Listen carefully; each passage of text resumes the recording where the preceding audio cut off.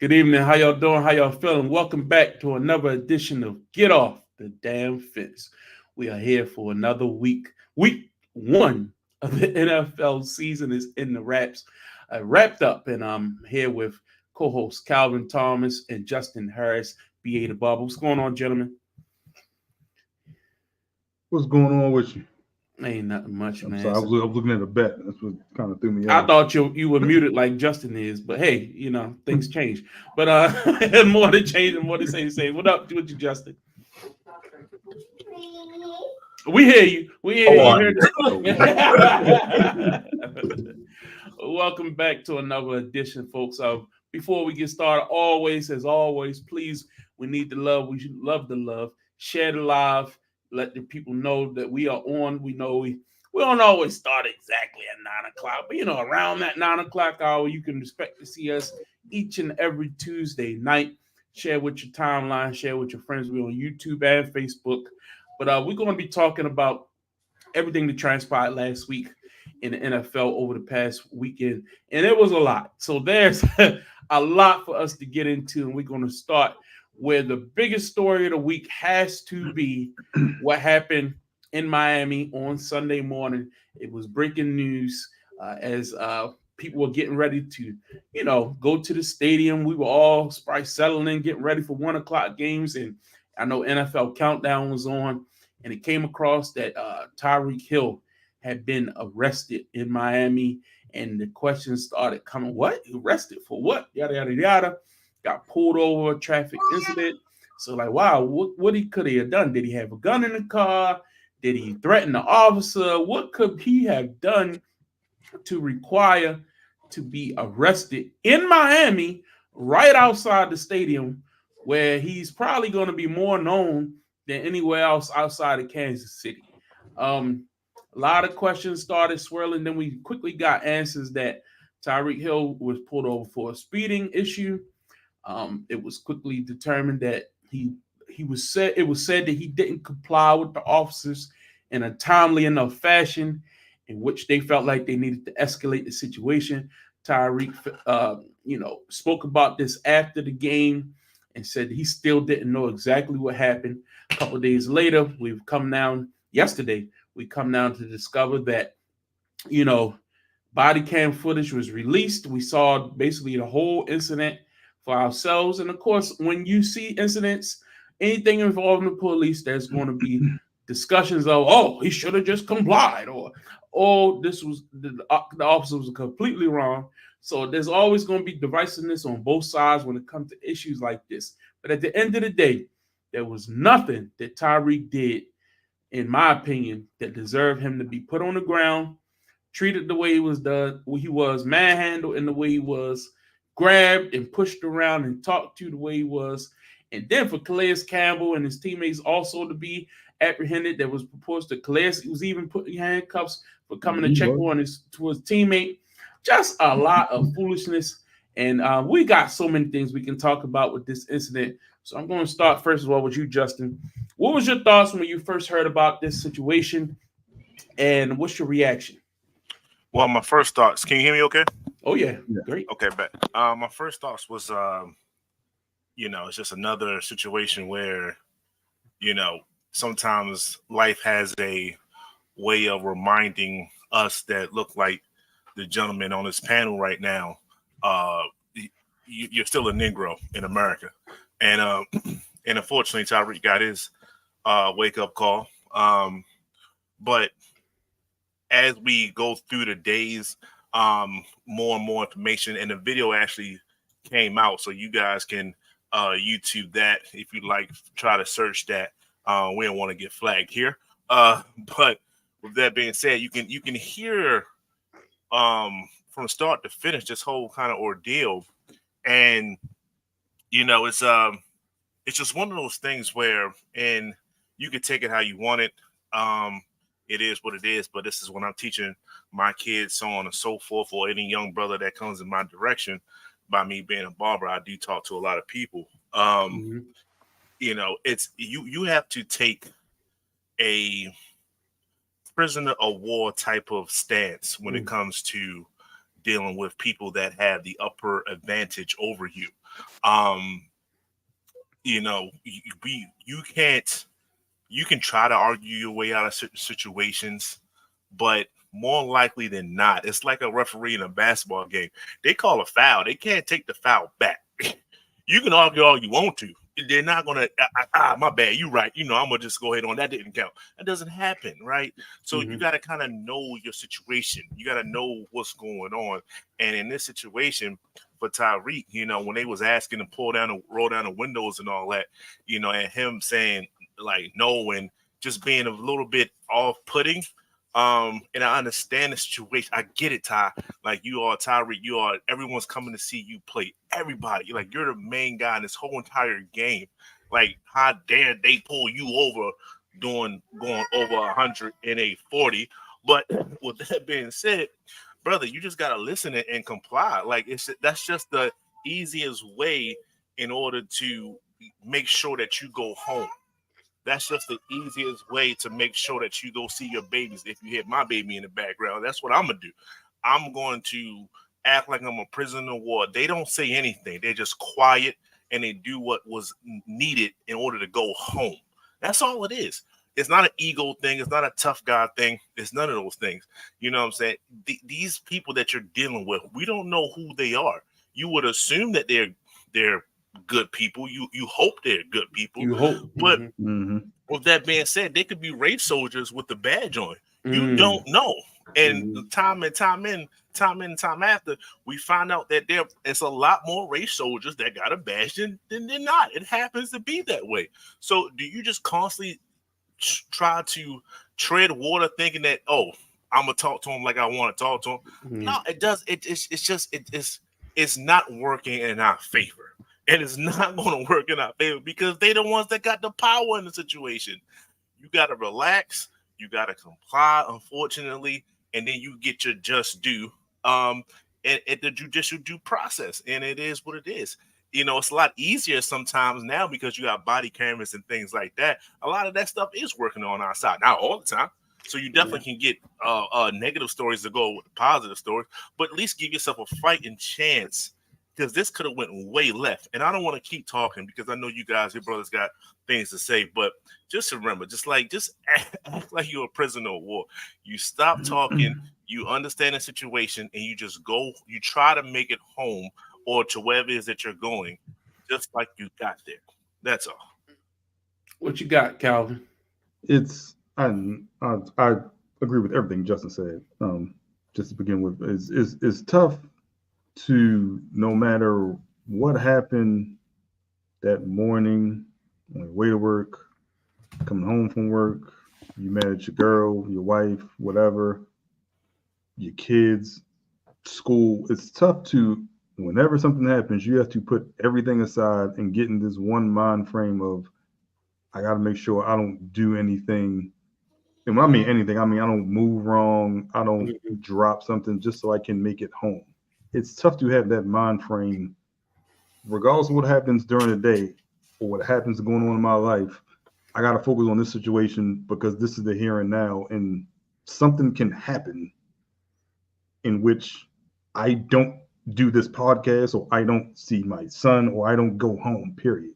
It's tough to have to experience that and to have to talk about that. And then knowing someone else can also go through your situation as well. And then there are situations that occur each and every day in which it's your word against someone else's, and based off, without that video evidence, you may not be believed, or your side of the story may not even get told because you're not able to tell it. It's and then for everything to slowly start getting walked back, or it wasn't 120, it was 60 in a 40. And then all of a sudden, well, where the hell all this traffic was here? So how do you even get up to that? And I one thing that I've gone back and forth and saying, eventually I gotta have this conversation with my son, which is gotta figure out how to get through that. And I always think it's tough, and it's kind of like a Shannon Sharp quote. It's tough to always having to be the bigger person. Like I have to be the bigger person. I can go try to fight in court. I can go do A, B, C, and D, but that doesn't mean that I'm going to feel as a man that I was not wrong. That's true. That's true. And it's tough to put, I don't even want to say put ego to the side, but it's tough to say this person can treat me this way and I have nothing I can do about it. I have to treat you with utmost respect. I got to do A, B, C, and D, and you can just do whatever. And it's tough to have to go through this and be reminded of this every day, every time one is televised, every time you see a trending topic of a name on Twitter, or anytime you just get reminded of it, if you experience it yourself or if you just only live through these situations. It's the best way to describe it. I think it's a situation. If you've been through these situations and you just keep being reaffirmed as to what can happen to you. I know my thoughts are just kind of all over the place. No. I get.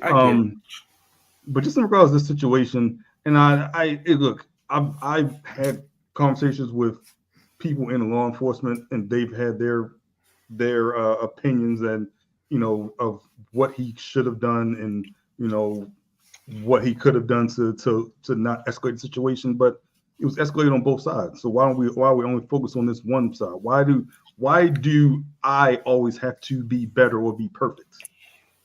Well, and so I hear you on that. And my thing is, two things can be true. All right. And I think that's where the conversation has to be nuanced. I think that sometimes when it comes to the police, they have this perspective that whatever they do is right. And those people who are, look, nobody's on here trashing all police. Nobody's on here saying all police are bad or anything like that. What I'm saying is there are bad people everywhere. People have the ability to do wrong. I don't care what job you're on. I don't care what profession you're in. You have the you have the ability to make a mistake and not do the right thing every time. But when you're in a position of power, such as a police officer, you have a certain level of gravity, a certain level of responsibility to uphold a certain standard. And when you don't live up to the standard, you took an oath.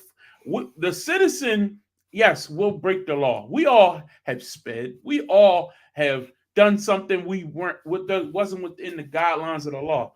Give me my ticket. Send me on my way.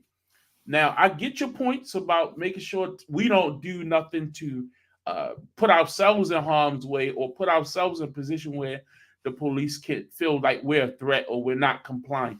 I get all that. But I don't want to put all the focus on that necessarily, because that's where they're coming from. That's what they're saying. Well, if he would have did this, I wouldn't have had to do this. Well, I watched the video. Tyreek did come off a little pompous, a little bit like negligent, like, all right, bruh, don't touch my window. Like, he was talking to the police a little disrespectfully, someone might say. We can agree with that. But two things can be true. Does that mean I need to be taken out of the car, put face down on the ground, told to go sit over on the curb, then say get up from the curb because you feel disrespected or like I wasn't giving you enough reverence? I tell you I got a knee injury. I just had surgery. You intentionally try to rip me up quickly. This picture that we showing here is after you're trying to tell me to get up and forcefully get me up. I get it. When you're in a position of power or a person who feel like you always had people cater to you, as Tyreek has probably had, you do feel like the cop he probably has had cops looking out for him, or people turning a blind eye, or people like, all right, he's Tyreek Hill. Like, can I get an autograph? Turn the other cheek. But these guys didn't care about none of that. So I do think these type of situations it's not just about race, it's about class as well. He has lived at a certain level where he thought maybe he was above this happening to him. And this is just a wake-up call that I don't care how high you are, how mighty you are, where you are in life, the skin color is still black. And we have to move a certain way as Black people in this country. It's unfortunate, but like you said earlier, Justin, you gotta act like I like that way you put it about the POW, like PW, the principal POW, like you gotta act like that, because it's like Look, we all been through that. I've been pulled over. Y'all know me. Y'all know my story. Like I don't think too many more people have had issues with traffic issues and being put in handcuffs to me. So I know all about it. Like when it happened to me, you know what I did? I said, "You got me." You know what I mean? Like it is what it is. I went along. They put me in a paddy wagon, locked me up across the street from my house. You know what I mean? Like, but I came home. You know what I mean? I went through it. The dummy went and did it again. It happened twice. So look, I get it. This is real stuff. But there's some bad cops out there. I was fortunate enough to deal with some decent cops. I broke the law, but they handled me with decency. So I just think this situation is very, very has to be handled very nuanced, and it's really about not just race but class as well. Justin, get back in there. Well, it's. I mean, it's not too much we can go at this. It's just, you can point fingers to both sides. Both sides had their issues, but you can, at the end of the day, one doesn't justify the other. No. The level that he was being uncooperative didn't need to result in this. This is if you got marijuana or anything other stronger drug in the car. This is what this is, not just for a speeding ticket. So we understand that. So we don't need to harp on the obvious now. Everybody on this joint said very articulate words for the situation, and at the end of the day, it's just unfortunate. I do have a question for Calvin though. When do you have this talk with your son? Because if he can ride a tricycle, I think it's time to have that conversation. You never know. Yeah, it's a good question. I will say, to your point, if he can ride a tricycle, he with me.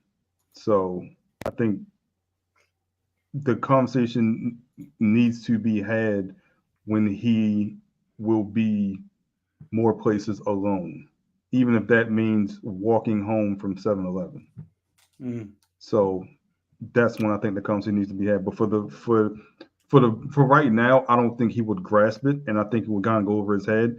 And I don't know if I force him to understand, does that take away his innocence? Does that make him look at people differently? Does it make him look at police officers differently? And I think it's when is that time? I don't know. I don't think it's now, mainly because, like I said, he will be with me. You think it is where you live at as well in the community you're in, opposed to? I don't think so. I grew up in the hood. You know what I mean? Like so. I was kind of exposed early. Like, hey, my so. father pulled me to the side. I'll never forget it. I was 6. Like, this is what it is, brother. You know what I mean? How about you, Justin? You should know. And to that point, I was actually just trying to make light of the situation by bringing up a tricycle. But when the fact that Calvin kind of actually took it and actually did pretty well from that, it's pretty much the moment that you're by yourself. I think that's when it that's when it needs to start. The moment that you're by yourself, you need to be put on game to what the world can present to you in a way, right? And if you don't, then you have an opportunity to find out the hard way. Mm-hmm.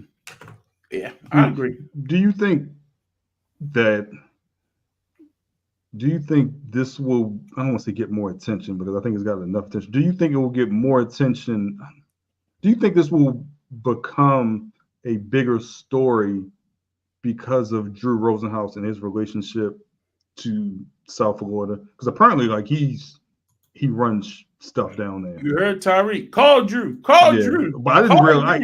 I didn't realize that until like the last couple of days. Just doing research. Like, okay, like, why is he in Miami versus he's got cons all across the country? Why is he specifically in Miami today?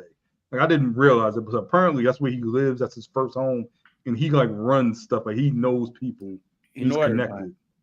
So, do you think this will become a bigger story because if he involves himself more?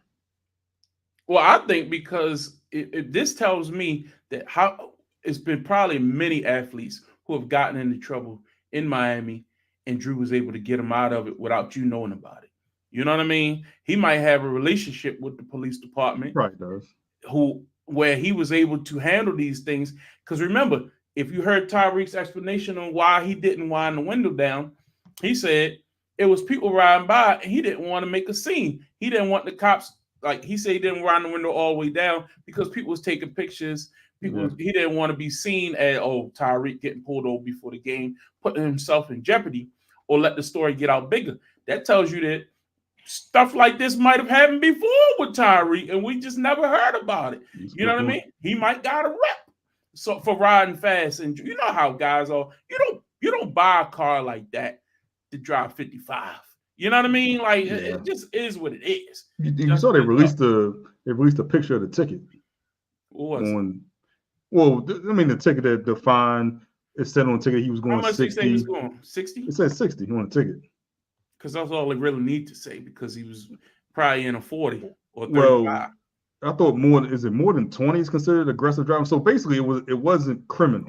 Okay. All right. Yeah. It was just a ticket. It was just an offense to receive a ticket. It wasn't not egregious, but what's it called when you go over a certain amount? Reckless. Yeah, it wasn't reckless. Yeah. Justin, your thoughts on that? I mean, you bring up Drew, and to that point, like you just never know. And sometimes you don't want to bite your nose to spite your face, or scratch your nose, whatever that saying is. Sometimes you don't want to open up Pandora's box. That's a better one. You know what I'm saying? Like the police probably got a lot more stuff that they probably let ride out. That's what I'm saying. You know what I'm saying? That so it's do you want to go that route? I see what if you're you saying. want to go that route, let's we're ready, as in the law enforcement, those type of people. They're probably ready, and you have to be ready on your end. Like I said, all this stuff is just personal sacrifice, and we can just take this all the way back to Colin Kaepernick. You have to be able to sacrifice certain things in order to get the justice that you want.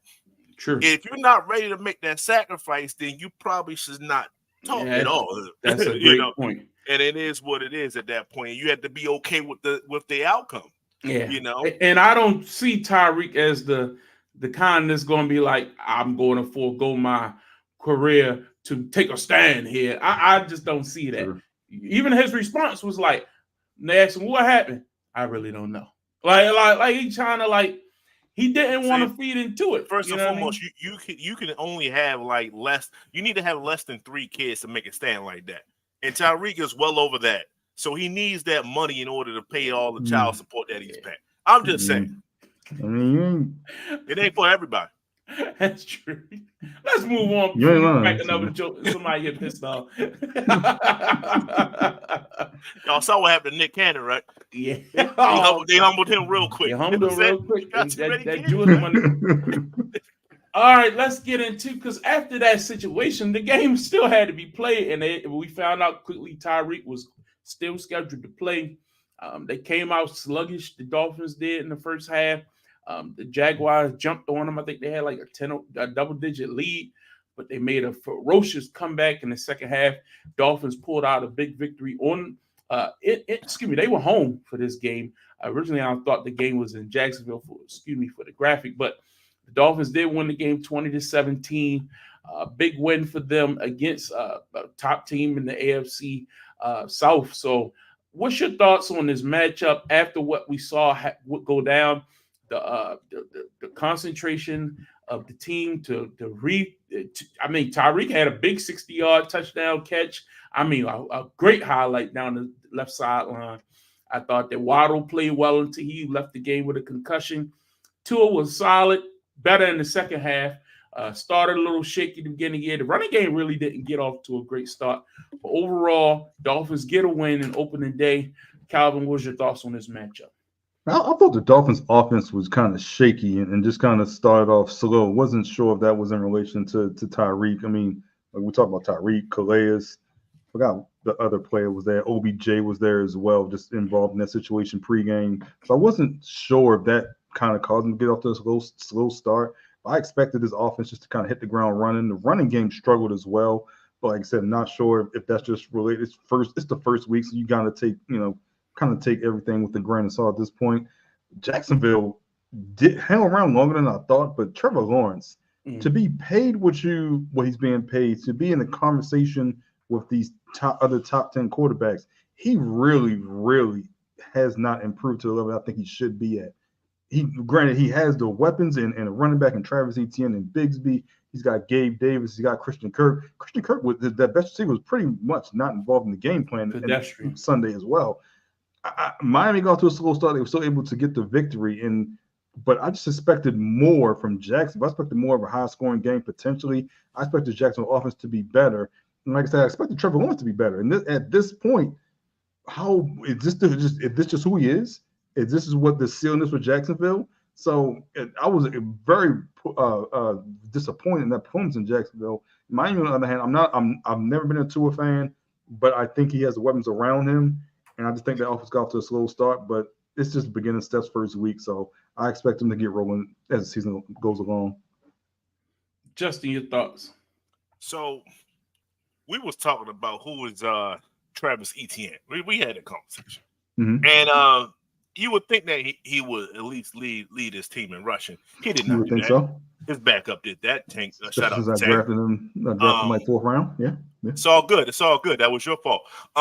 Still won though. Did you win? Did you win? First and foremost, I did win. But we're not going to get sidetracked. Okay. I did too. So with that being said, did you? He did fumble when he was close to the goal line, and then, if I'm not mistaken, that's when the Tyreek play happened. Yep. Right afterwards. Yep. That is a 14-point swing. Yep. And you already had, and I'm not going to say that Miami was victim, because we're probably going to echo this throughout this whole entire segment that we're doing here, of no preseason week 1 struggles. Mm-hmm. I'm not going to say Dolphins fell victim to that. I'm going to say Dolphins fell victim because of what just happened to Tyreek. Yeah. I think that shook him a little bit. If you heard the whole team, yeah. Yeah, like he was kind of shivering when he was talking. He was fighting back tears in a sense, right? So I think they was fighting that, and they still won. So that's just and like I said, I'm not a Trevor Lawrence fan. I've said that multiple times here. I think people like him and Josh Allen, they are on the hey, who are you really? Block for me in a sense, right? I'm not even knocking Josh. Josh had a phenomenal game. We'll probably get to that later. I'm just saying it's either put up or shut up for a lot of guys, and Trevor Lawrence is one of those guys. And he completed like half his passes. It wasn't spectacular by any means. So maybe he should have did some couple reps in the preseason. Who knows? But it's Jacksonville. I predict them to be one of the worst teams in the league. They just proven it. Josh Allen and Trevor Lawrence do not belong in the same sentence, conversation. Not saying that. People have things to prove across the board, no matter what level you on. Pathetic. That is a terrible comparison. But whatever, we'll move on. Good win for the Dolphins in week 1. Coming back with all that turmoil, you got to give them credit. Next up, big story also broke on Sunday morning, right before the game. Well, not right before, but early in the day. Dak Prescott got his money. Calvin, tell us about this big deal for the Cowboys, signing Dak to the richest contract in NFL history.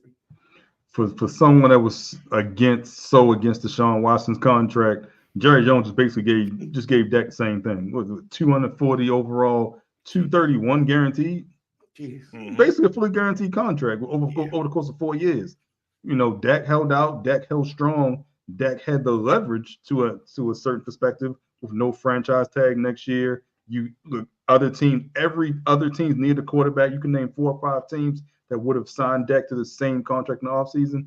Jerry had no leverage. And my point being, if you make this deal 8 months ago, you save $20 million. So you wait and you pay more. Just as Cincinnati's going to learn, just as Dallas learned with Dak and with CD.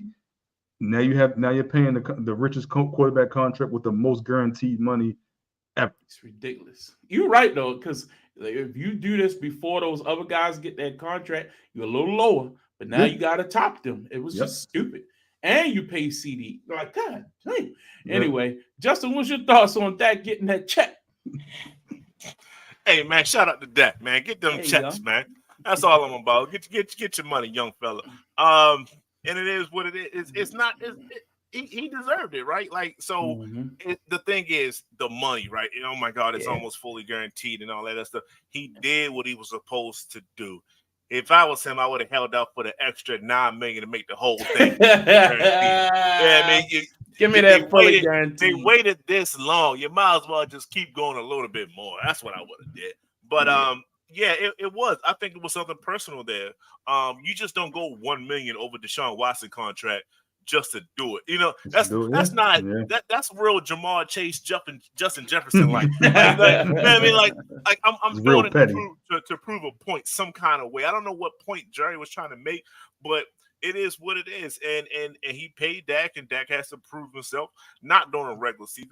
We know he's a good regular season quarterback, just like Tony Agreed. Romo was. We Mhm. need to talk about the postseason for him. That's what Yeah. he's judged by, and we'll see what happens if they get there. But so far so good, and Dak deserves his money. I had no gripes. Shout out to the next person that's up.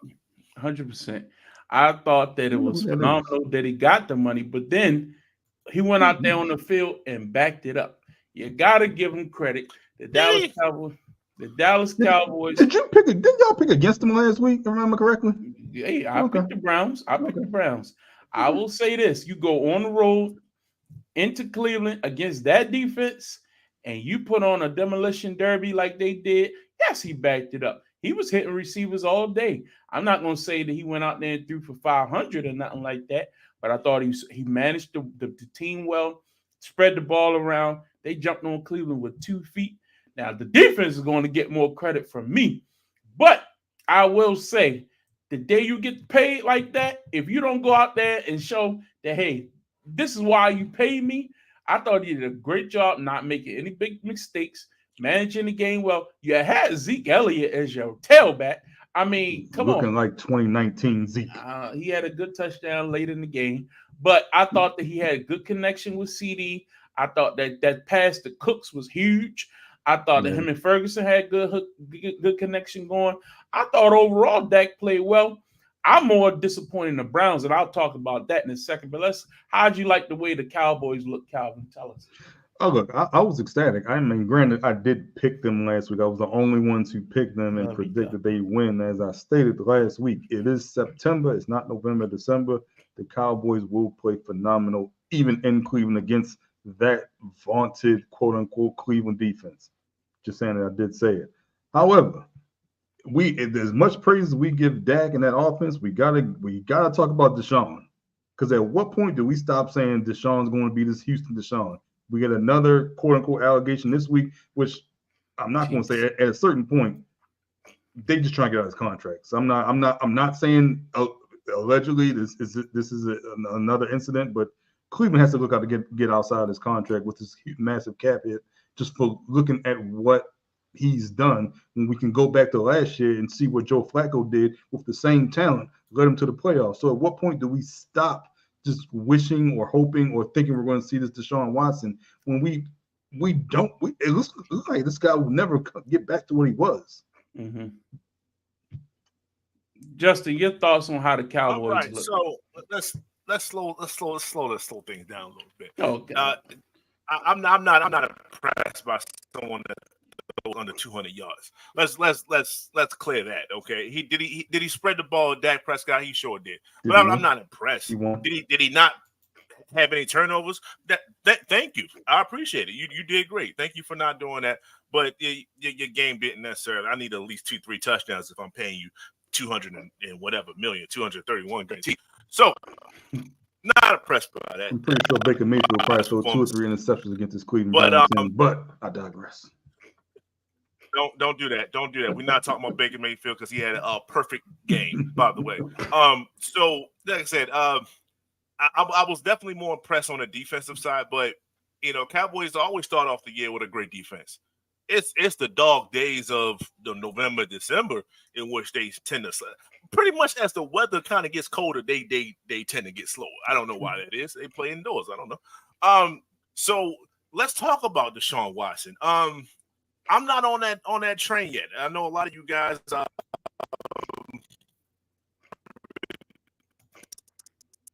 time to go, it's time to switch. I hear you. But I'm not gonna listen to the fact that I think he has some built-in excuses right now. One being his father just passed away. Like that just happened. He had a teammate of his passed away within like the same week or whatever the case may be. And he's dealing with that right now. But he's not using that for an excuse. I'm going to use it for an excuse for him, right? Not everybody can have a Brett Favre type game and have 3-4 touchdowns and on Monday Night Football to dedicate to his father and all. That doesn't happen like that. And not everybody's the same cat. So with that being said, I'll at least give him another week to see, like, hey, is all this talk about you, is it really real? Or did you just have a bad day? Your offensive line wasn't best either.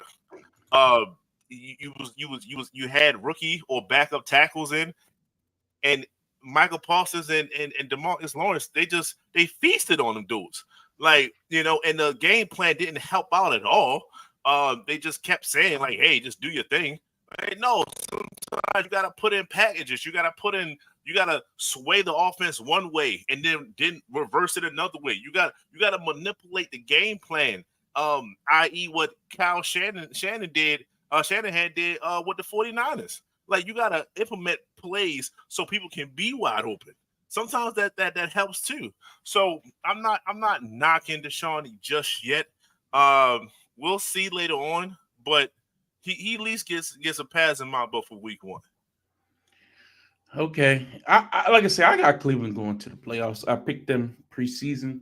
I don't think anything that happened on Sunday was encouraging, but my faith was always in that defense and the running game.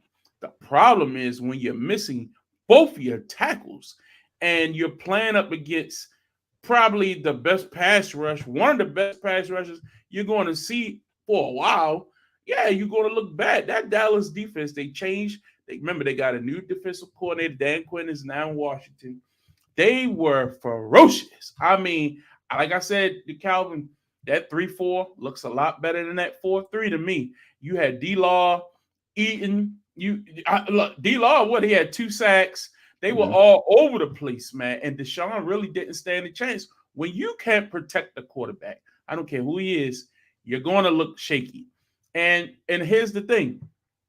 That West Coast offense is designed for running the football, play action passes, and giving the defense something where they don't know if you're going to hand it off, getting that I formation. Now, we know Nick Chubb is not there, but I think Ford is a pretty good backup. They didn't utilize him the way they should.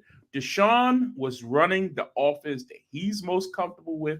That offense that they ran down in Houston, where he's able to sit back in that shotgun, sit back in that pistol, and see the field and take his shots.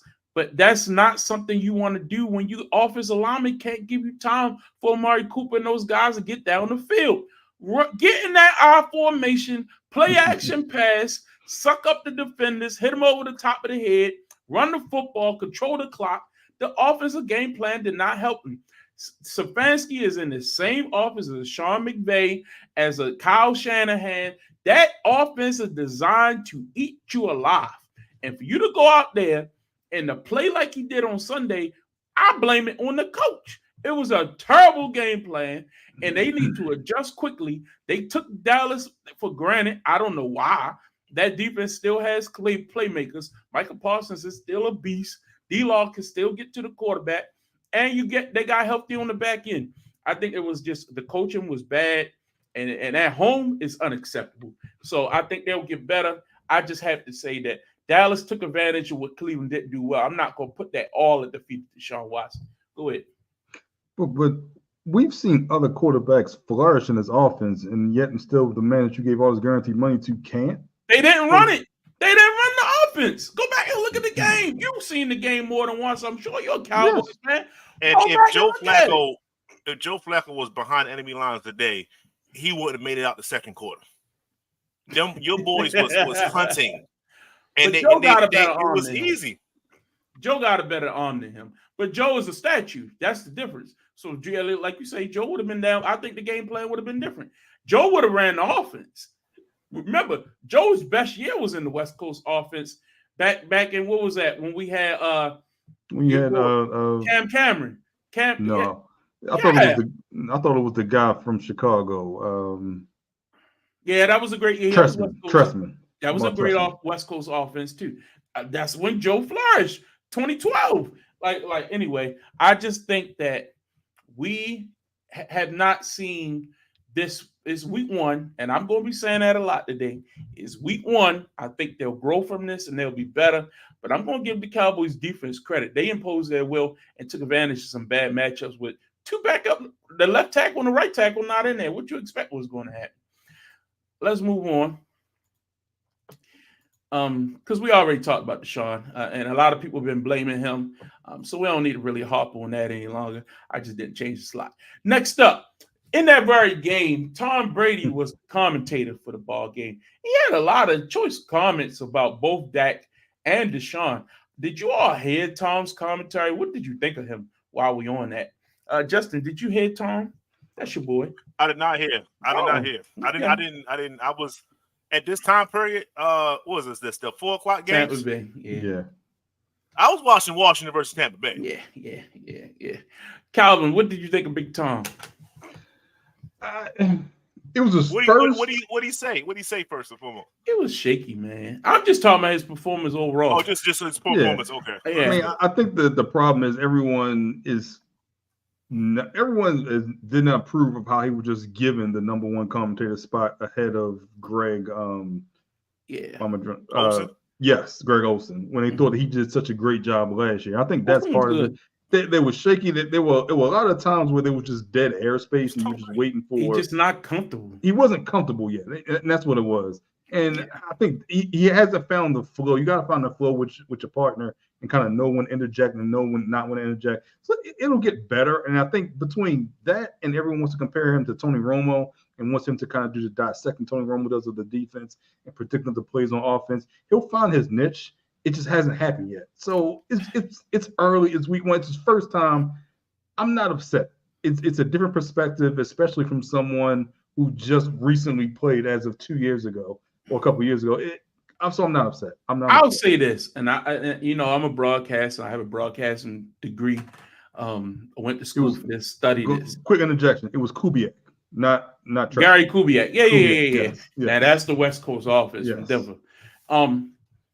Look, here's the thing. Broadcasting is not easy. You all do this. We on podcasts every week. Some people can give comments. Some people can give their feedback. But when you're supposed to be filling 3 hours of airtime for you have to have an opinion. You have to be entertaining. You have to always be speaking about something. And in that position, that's why a lot of former athletes fail. Because you assume, I was great at the game. I could just walk into a studio position. Shannon used to talk about this all the time. He used to say, look, there's a lot of great players, Stephen, they used to say too, who they thought they would be good on a first take or one of these type of commentary shows. I think Randy Moss is terrible, but he still got a job because Randy Moss is one of the greatest receivers of all time. But if you ever listen to Randy Moss talk, he does not explain himself well. He's not charismatic. He's not a Chris Carter. He's not a Shannon Sharp. He's not one of these guys. But because he's Randy Moss, if Randy Moss wants a job, they're going to give Randy Moss a job because he was so great at what he did. But just because you were great on the field, it doesn't make... Look at Peyton and Eli. You ever watch the Manning cast? It's a reason why they went that route, because they could be more relaxed. They can watch the game, give little comments. I think Tom would be sensational in a format like that, like the arena or something like that, where you just able to watch the game in comfortability and just comment on it. But he was terrible. He would probably be better off doing the B or C level games for a year, getting nobody really watching those games, maybe do some college. Like, he didn't do anything. He just jumped right into the primetime game on Fox. And that's putting a lot of expectations on somebody in that level. And it's going to breed jealousy from people who've been trying to do this for a long time. He just wasn't good. I mean, it's just simple as that. It's not for everybody. Will he get better? Probably. But will he always be compared to Tony Romo or John Madden, or like Yeah. that's the role he's in. Yeah. He's in the John Madden role. Go ahead, Justin. You're on me. You're good. Okay. I'm just going. I piggyback off what Kobe said. You know, Kobe had to once he finished playing. I think your mic is Right dying into or something. his artistic side. There you go. Oh no! Yeah. Can you hear me now? Yeah, I hear you. Yeah. Can you hear me now? Yeah. All right, let's just rock that. What I was saying was, and like I said, this happens too, right? You have to be able to bounce back when you have technical difficulties. This is a part of it, right? So with that being said, you know, sometimes, and like I said, I'm gonna listen to what Kobe said. You just gotta dive into whatever that you're doing, right? Kobe was into the artistic side of his passion and things like that. He was storytelling and things like that. What Tom has to do is to dive into this broadcasting thing. He's going to look at footage. He's going to listen to himself. He's going to compare himself to other people because what he does, he's been studying himself for the last 20 plus years. So when you say Tom Brady, he was terrible, he probably was. He probably was. And then he got this whole Las Vegas Raiders thing. He can't say certain things, and you know he's dealing with all that pretty much on the fly. Before he signed the contract, he didn't even know all that was going to happen. So, you know, he signed the contract, he's going to make his money. And if I know Tom Brady from a fan perspective, I think he's going to make the proper adjustments and he'll be fine by week 5. Mm-hmm. Yeah, what Kobe did was find a lane that wasn't directly involved in the sport that he was with his peers. He was coaching his daughter's games. He got into film. So all of that wasn't directly involved with basically his peers to a certain aspect in which you're critiquing your peers, people that you still probably talk to, that you see regularly. So it can be a little bit more difficult. So either you go that route or you go the Charles Barkley route where it's just, I'm going to say whatever and I'm not offend, but I'm going to make some people upset and hurt some relationships, kind of like he did with Michael Jordan. So you can't play the middle. You got to be one of the two. And I think like Tom's just trying to find that niche because even with Tony Romo, I'm not gonna say he wasn't very well liked throughout the league. You know, people had their opinions about him, but he wasn't at Tom's level to where you expect perfection from the jump. And I think that's where, you know, that's where the difference is. I agree with that. All right, just wanted to touch on that real quick. One thing I do want to do, and we're gonna be doing this as the coming weeks go in, it's something I've been really thinking about, and that's before the season, we had our talk about where everything was going to be, and I'm going to get the right size here in a second. Don't worry. We said we were going to look at, you know, what our preseason predictions were of that nature. And one of the things that I found very interesting when looking back at what we were predicting was where you all thought things were going to end up. Now I'm going to get this thing right. Don't worry, we don't live TV. But I said that we were going to get this thing where we could look and see, you know, where things are as the season is going on. There we go. And our playoff predictions are very important as we talk about a lot of these things. Now, Calvin, you picked the Miami Dolphins, the Philadelphia Eagles to finish in first place in the NFC East, correct? Yeah. And I don't see the Cowboys anywhere in your playoff predictions. Correct. Now, after week 1, are you believing that still? Yes. Nothing is in 1 week has changed my opinion. If you want to say something changed my opinion, it's going to be how long is Jordan Love out. Besides that, I have nothing to. I'm not changing anything about my playoff predictions. If you tell me Jordan Love's going to miss 8 games, then now I got to rethink something because I don't think you can miss that amount of time and still make the playoffs and not knowing who your backup is or if your backup is capable of winning games because you just got him from Tennessee. So besides that, I'm not changing anything about the NFC. Until you tell me Jordan Love is going to be out majority of the year, I have nothing changing. I told you about Atlanta. I said Atlanta's probably going to be 0-3, and I'm still going to bet them to win the division. So, and I think they're going to be 0-3. I'm sorry. And so I'm not worried about them as well. Detroit, San Francisco, everyone else won. The Rams, I think the Rams are good. They had a chance to beat Detroit. I'm confident on my picks. I believe it. Justin, how you feeling about that Chicago pick? You still good on that? They won. My man. I would like Caleb to throw for over 100 yards. My man, though. I like that. Same thing I But said. they won. They won. And mind you, my side bet is with myself. Washington. I said that JD5 was going to have a better season than Caleb. Caleb would just happen to get the overall wins. I thought they so were both far, for trash. So far, JD5 had a better game in my opinion. Yeah, he got him one up. He got him one up. Caleb still won. That's just going to be the whole season. And as far as I'm concerned, all of my teams that I picked, except for the Falcons, did win, and I still feel confident the Falcons will bounce back. So I'm feeling good about the NFC. I'm not really worried about it. AFC wise, Calvin, how about them Jets? I'm not worried. I'm not worried about the Jets. I'm not worried. It was the Jets had I'm not a moral victory person. So I'm not even going to say that. The Jets were happy that Aaron Rodgers made it through week 1. I think the offense looked better. I'm not in love with him pulling himself out late. I'm not sure if that was him or it was the coach. I still like him to get more reps. Breece Hall fumbled early. The offense is coming along. Lazard looked a lot better than I expected. Ain't got to do all these details. We're going to talk about the game. Just tell me, do you feel good about it? All right. I'm worried about Cleveland. That's the only one I'm worried about. Okay. How about Jacksonville and Cleveland? How about they both got killed? What you thought?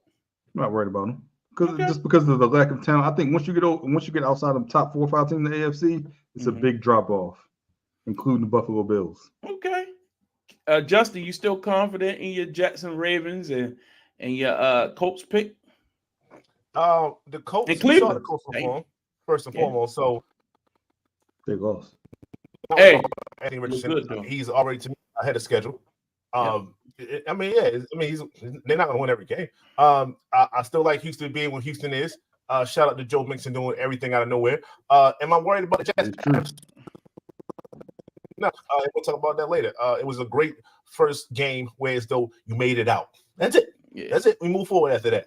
The only team I'm really shaky about is the Ravens, to be honest with you. Oh, God. Really? Speak of the Ravens.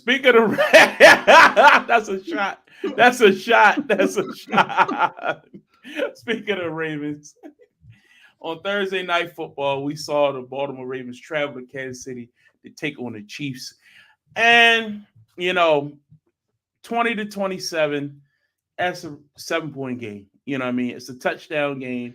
We saw the toe of Isaiah likely hit the line. A lot of people are concentrating on, or if he'd have got that foot down, the game goes overtime. Am I confident that the Ravens would have won in overtime, or would they have gone for 2 and tried? I know, but would they have failed? Had they failed, what would be the discussion that night and the next day?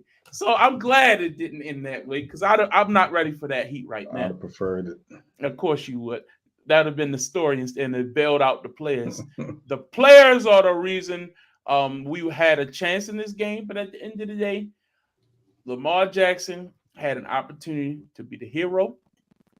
He marched down the field, had a chance with Zay Flowers in the end zone, wide open. Now, he said he didn't see him. He was throwing it to Rashad Bateman. Whatever. I'm not going to concentrate on that. But this game was lost on so many different levels. And I'm going to take my time. The Ravens defense is shaky. There are so many questions I have about the game plan. What in the world were they looking at with these crossing routes across the middle? Roquan Smith had his worst game as a Raven. He was absolutely horrible. Just mental mistakes, hitting guys out of bounds, penalties for no reason, getting smoked on deep dig routes, and oh man, just bad. And y'all know I love me some Roquan. I don't think this has nothing to do with no Patrick Queen, so I would not entertain any of that sort. I just thought that the game plan was bad. I thought that Kyle Hamilton was bad, out of position, miscommunication. Now, can that be laid at the feet of having no Mike McDonald? Maybe. Maybe Orr doesn't have that control of that defense just yet. Maybe you have to work into the respect of having the players. They respect his play calls and not try to freelance, because I felt like it was a lot of freelancing out there on Thursday night. And then the offense. What did I say was going to be the issue all along? The offensive line is trash. And it showed. Lamar was running for his life. The offense had to be condensed down to quick passes and running with the quarterback. There was no time to do anything intricate. And they got away from the running game because they felt like, oh, we had to press. They got out of the idea of let's get in the I formation with a fullback, give Derrick Henry a healthy amount of carries. Derrick Henry had 13 carries on the night. It's unacceptable. Yeah, it's five not the first drive? It's not going to win you ball games if you get 5 on the first drive, which was extended. That first drive when they was getting all those procedure penalties was extended, and they overcame it with a couple big-time plays on third downs, and they still only gave Derrick Henry 8 more carries for the remainder of the game. You're in the shotgun, think you're going to hand it off to Derrick Henry. He's going to have any kind of momentum. Not allowing him to run downhill is criminal. And I'm just so pissed off when I think about the game plan and why you bring in a guy like Derrick Henry and don't utilize him in his best offensive sets. I said earlier about that West Coast offense. If Lamar was able to run the West Coast offense, this team would be unstoppable. But instead, we have this hybrid crap where he's sitting back in the shotgun and the pistol, and he can see the field better that way. Well, what does it really matter if all you're doing is throwing little 5 or no, you're throwing screen passes to Zay all night. You're doing little dump off passes to Justice Hill all night. It's predictable, and they need to get out of it quick. Now, I'm not going to put all the blame on them because Kansas City's defense is very good, and they enforce their will on the weak offensive line. But I was not happy overall, and I'm not going to be happy until I see them destroy the Raiders on Sunday. Calvin, your thoughts? I think you're worried about nothing. I think this game plan, this team would have beaten every other team in the league outside of Kansas City on Thursday night. I think that if this game happens week 7, week 8, this team is better, and this team beats Kansas City on Thursday night. We talked about O-line. We've talked about that going as many times we talk over the course of the summer. One thing that we saw that you did not mention, we saw Lamar Jackson go 80 yards with 0 timeouts left in an attempt to tie the ball game. Something we haven't thought and we haven't seen him do yet. We've seen him do it. We know he can do it. We expect those type of plays, man. You had your time. I didn't interrupt you. And we expect those type of plays. We saw Mark Andrews become double teamed by his Kansas City defense, and we saw Isaiah Likely step up and counteract that double team by making play after play after play. Now, are there some tweaks that need to be made? Does Bateman need to they need to adjust Bateman's routes? You can't run 10, 15-yard routes if you don't have the O-line to sustain the pass protection to get the ball downfield. Change those routes. Did I like the fact that you telegraph plays by basically having rotating Justice Hill and Derrick Henry? When Justice Hill was in, you knew it was a pass. When Derrick Henry was in, you knew it was a run. Didn't like that either. Did I want them to run the ball more? Yes, they could have run the ball more, but the game plan was geared towards Kansas City. As I said last week, they talked about how this was just another regular season game, but it wasn't. They wanted to win that game. That game plan was to win that game. Defensively, I don't understand why it wasn't a winning game plan. Go ahead. You're right. They didn't win. But defensively, I don't understand why Malik Harrison was out there as much. Trenton Simpson was exceptional in the pass plays, guarding faster receivers. He needs to be out there more. If you want to say it was against the run, that's why they had Malik Harrison. Completely, I don't agree. I want to see youngsters out there. I want him to get more experience. I want him to be next to Roquan. We said that you're going to say this a lot. It's week 1. I'm not worried about this team. If they go out here and don't blow out Vegas this week, then I'll be worried. But until that point, they played the best team, in my opinion, in the NFL. They came close. They had a chance to tie and potentially win that game. They didn't. Almost does not count. But from what I saw without playing in the preseason, with the ineptitude of this offensive line, they still had a chance to win. They still had the best player on the field. I'm not going to worry. I'm not going to overreact to week 1. Let me see something in week 2 that gives me cause to worry. Let me see them not blow out Vegas. Let me see something. Let me see them lose to Vegas. Then I'll come back and be worried. But this team right here has the respect of Kansas City, and they know. And like I said, if this game was against any other team, they would have won. That does not matter. Just the play of this team. I'm not jumping off a cliff. We know the weakness of this team, offensive line. We saw a good game from Oweh. We saw Jabo get a sack. We saw the defensive line hold up. Yes, they had some rough plays on defense. Yes, this is Zach Orr's first game. Do I expect him to be better as well? Yes, I do. Yes, they had a miscommunication that basically cost them the game. That play where I think it was Worthy gets behind. Was it Worthy or Hardman gets behind Humphrey for that touchdown? That was a game-winning play because they had only scored 7 points in the second half. If you hold them to 3, it's a whole different ballgame. So yes, you had miscommunication. It's game one. I'm not worried. Give me something to worry about in the bank on Sunday. That's all I'm saying. Okay. Well, with the way they play, they want to beat San Francisco either. So it's more than one team that I've been there, done that. I'm not worried about them. Understood. With that being said, I said coming into this game, I don't even care if they lose. That's fine. I said a loss is acceptable if you establish who you are, and you just didn't have enough time to get it, to perfect it yet. That's fine. I still don't know who the Baltimore Ravens are. I saw that you brought in Derrick Henry. That is great.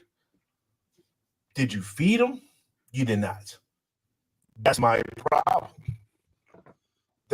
You see, okay, let's hold time now. San Francisco imposed their will amongst the Jets. We're going to run, and then we're going to run again, and you can't stop us. The Chargers imposed their will. We're going to run, and you can't stop us. I don't care if you slow us up in the first half. The second half, understood. I don't know what's going on with my mics. With that being said, I've seen teams impose their will, and that's really what I was looking forward towards the Ravens. I wanted them to impose their will, eventually show like, hey, I'm gonna punch you in your mouth, and you won't be able to stop what we're doing here. And I didn't see that. I saw it on the first drop. That was a beautiful drop. It was damn near perfect. Everybody was getting some touches. Everybody was getting love. I had no issues with that first drive. The first drive where they had 5 illegal formation penalties. First drive was terrible. They had 5 illegal formation penalties. That's fine. Okay, that was penalties. But besides the penalties, y'all still moved the ball. Y'all still was feeding Derrick Henry. That's what I wanted to see. So all I'm saying is don't get away from that. And after that first couple drives, it was like, okay, Lamar, I got to do everything myself again. Exactly. No, you don't.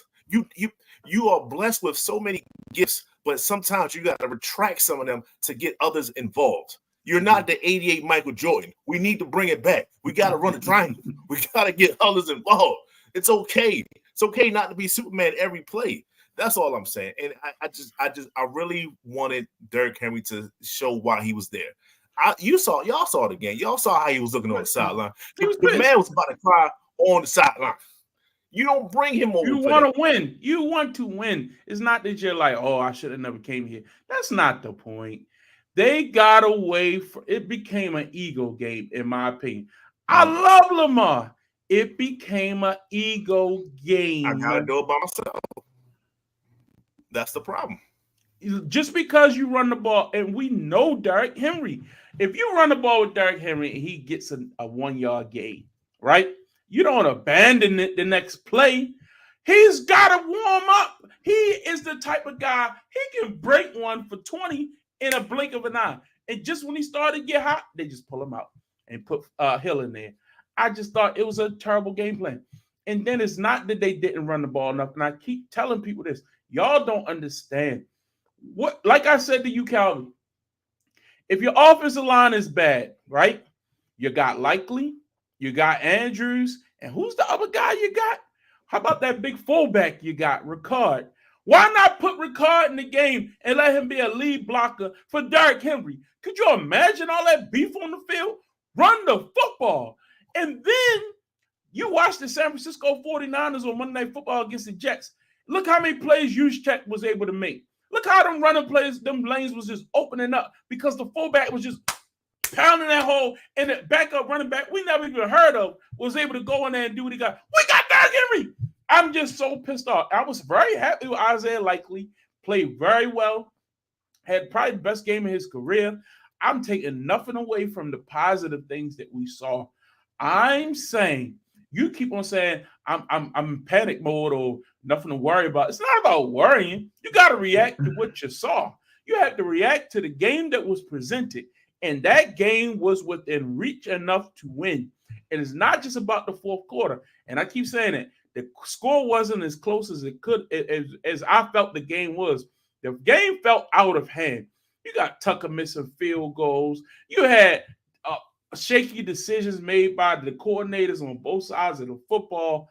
I just thought the game plan was not wise against a high caliber team. I get it. And I said this to you after watching some of the other games over the weekend. I don't feel as bad about the game as I did on Friday morning. But to consider that is the team that you ultimately feel like you have to get over the hump against, I saw nothing in that game that gave me any encouragement. Go ahead. I'll say the only issue that I have with with the game plan is I don't understand how this offense is not able to scheme your best players to get open. I don't care that Mark Andrews was double teamed. Devontae Adams, Jamar Chase, Justin Jefferson gets double teamed every game, so they still produce. So why is it once someone is double teamed, they're just out of the game plan now? On the other hand, that Prue likely can step up and can play with Andrews, but they should both be able to be productive. And I think that's what you need to work towards. Now, the Derrick Henry piece, yes, he should have received more carries, but I don't want Derrick, and this is forecast, I don't want Derrick Henry hitting his stride now in the first 4 or 5 weeks. I need to sustain that, especially with Keith Mitchell. Should have gotten more carries? Yes. Should have running game been a bigger factor? Yes. Should Justice Hill have played that much? I'm not sure, because I feel like that telegraphed the offense. And Justice Hill did make plays in the passing game. Justice Hill was able to block Chris Jones on the last 2 plays of the game. I have no idea why, but he was able to do it. But I want there to be a better mix, and I think it will come. But it's also the fact that, like you said, if you're running the ball and the outer line can't sustain their blocks, what am I really doing by getting you hit behind the line and forcing you to break tackles to get back to the line of scrimmage? Mm-hmm. So I understand that to an extent. You can scheme up better run plays, though. That's the problem I have. I agree with that. When you're doing it from the shotgun, you allowing the other team to pin their ears back. When you got the play action pass threat, then there's a hesitation. Just have him pause a little bit. And especially when you got a Zay or Mark Andrews, who is a blitz beater. Like Mark Andrews running down the seams, and if likely on the other side, you talk about the double team. You know what you can't double team? Everybody. So somebody's open. Somebody's getting a one-on-one. That's up to the quarterback to find them. And that's my problem. Go ahead, Justin.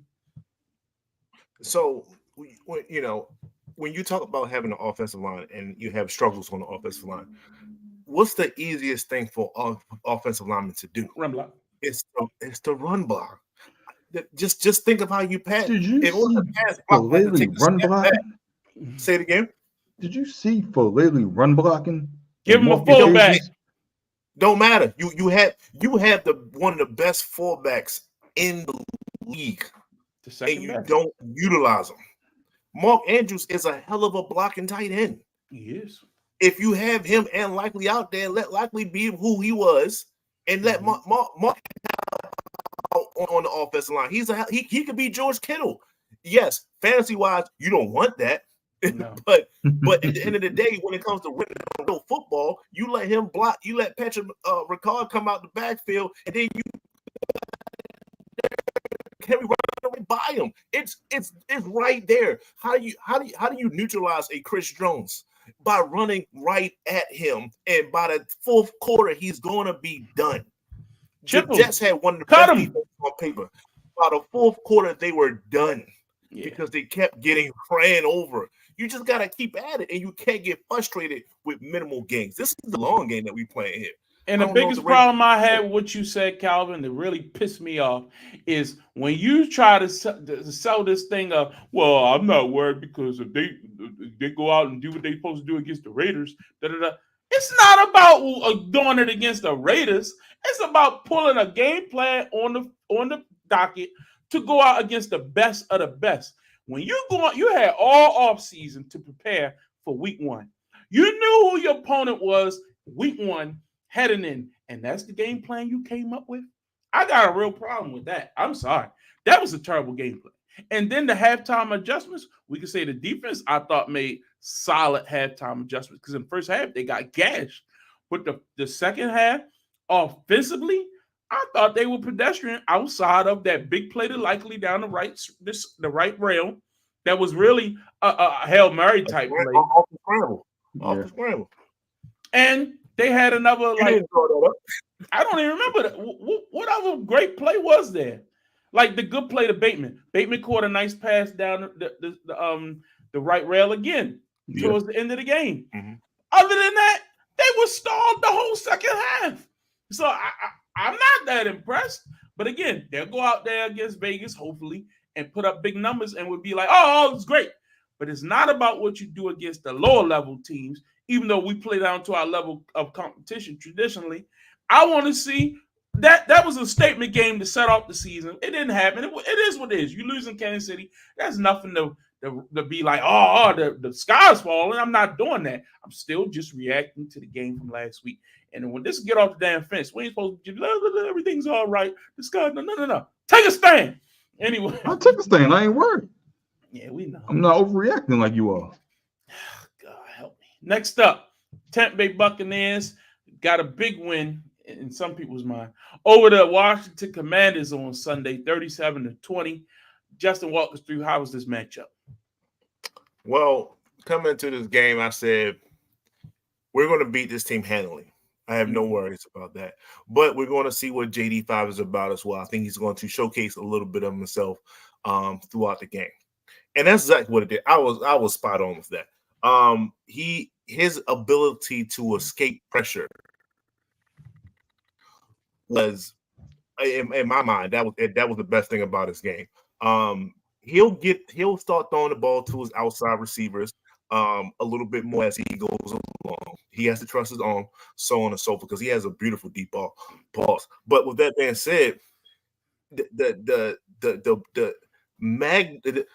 showcase that Baker Mayfield put on for the entire league and the millions and millions watching around the world, it was spectacular. And it needs to be said, Mike Evans is still that dude. Y'all saw the great catch. Amazing catch. That was a great better, catch. But amazing catch. I said the boy Miller, I said, watch out for him because he's taking the third spot and on the wide receiver tip. He had it. He missed one that was wide open, but he still got into the end zone. And with the fact that they put Chris Godwin back on the slot tip instead of being on the outside the entire game, so that could open his game up. Oh, he was 8 catches for 80+ yards, the touchdown. Imagine that. So, Rashad Wright ran the ball effectively. Not the best, but effectively. That was better, in my opinion. Washington is they're not a great team, so I can't take too much from this victory. Next week, this upcoming week, is a big test for us. I believe we played the Lions. Then now I'm like, okay, let's see where we're at. But for right now, it was just business as usual. Baker Mayfield going for MVP. Nothing spectacular. Nothing, Just remember. Just when I was ready to be like, hey man, that was a great, well-rounded. I take it too far. You just gotta jump off the goddamn cliff. This is just ridiculous. Calvin, what was your thoughts on this matchup? Do you want Baker Mayfield or Jalen Daniels to be a quarterback? Because as much as you talk about Baker, you talk about Jalen Daniels a whole lot more. I mean, and you convinced Calvin. Just on a side note, real quick, if you was watching that game, like the boy was corralled, like the pressure collapsed, and he just. I was like, yo, goddamn. So it was one of those things where I was saying, like, yo, get him multiple times throughout the course of the game. So that's all that is. Look, it was a good game. Y'all supposed to win. Y'all won the ball game. Look, Baker Mayfield took advantage of a poor defense, which you should do. So Baker what Mayfield else? played great. What else? What else is there to really talk about? I mean, y'all won. Y'all were supposed to win. I think You need everyone to say had. Baker Mayfield played great. I think You didn't everyone. say that. Baker Mayfield played well. He took advantage of a poor defense, as I said. There's nothing else to add. I mean, no one thought that you guys were going to lose this matchup. Baker Mayfield played well.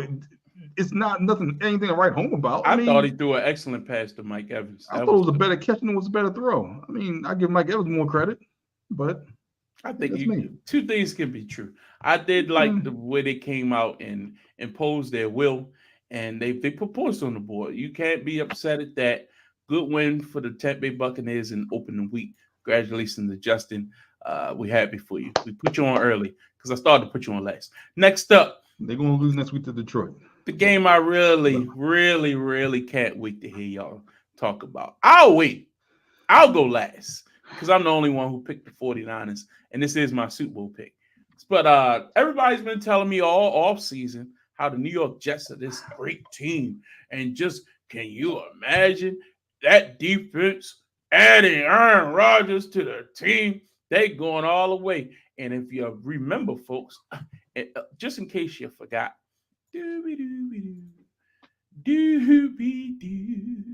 just in case you forgot who picked what.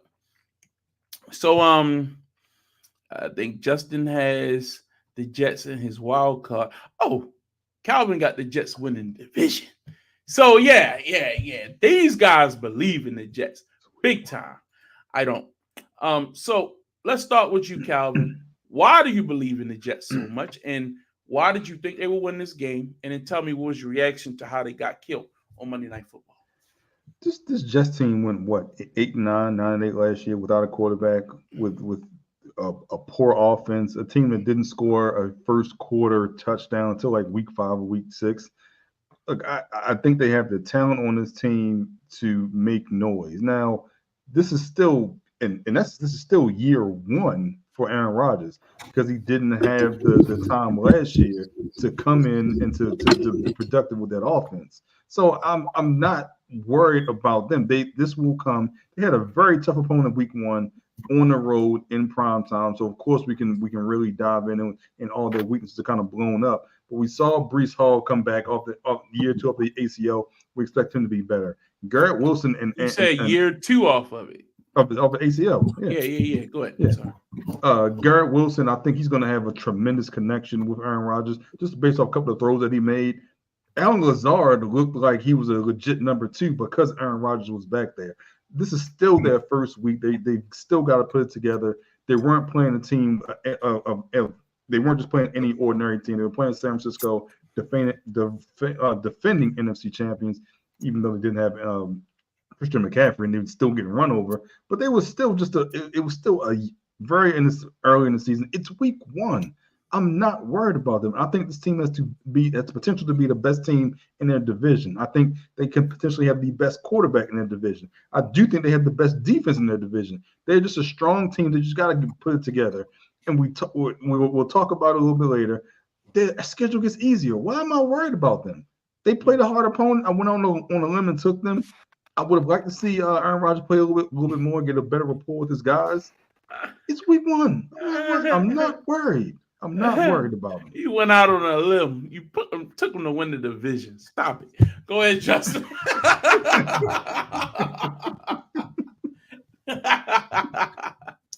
If I'm not mistaken, I actually got them winning the whole thing. So I think you do. Week 1 isn't the best. But did Aaron Rodgers make it out okay? Yeah. Have a connection? Yeah. Will the defense get better? Probably so. No doubt. What's to worry about? They were out coached by a better coach. As simple as that. Not worried about it. They will catch their stride. They didn't play in the preseason. Aaron Rodgers didn't have any rapport with too many of the guys. So this is the first of them getting together. I'm not worried. They're going to feature Breece Hall.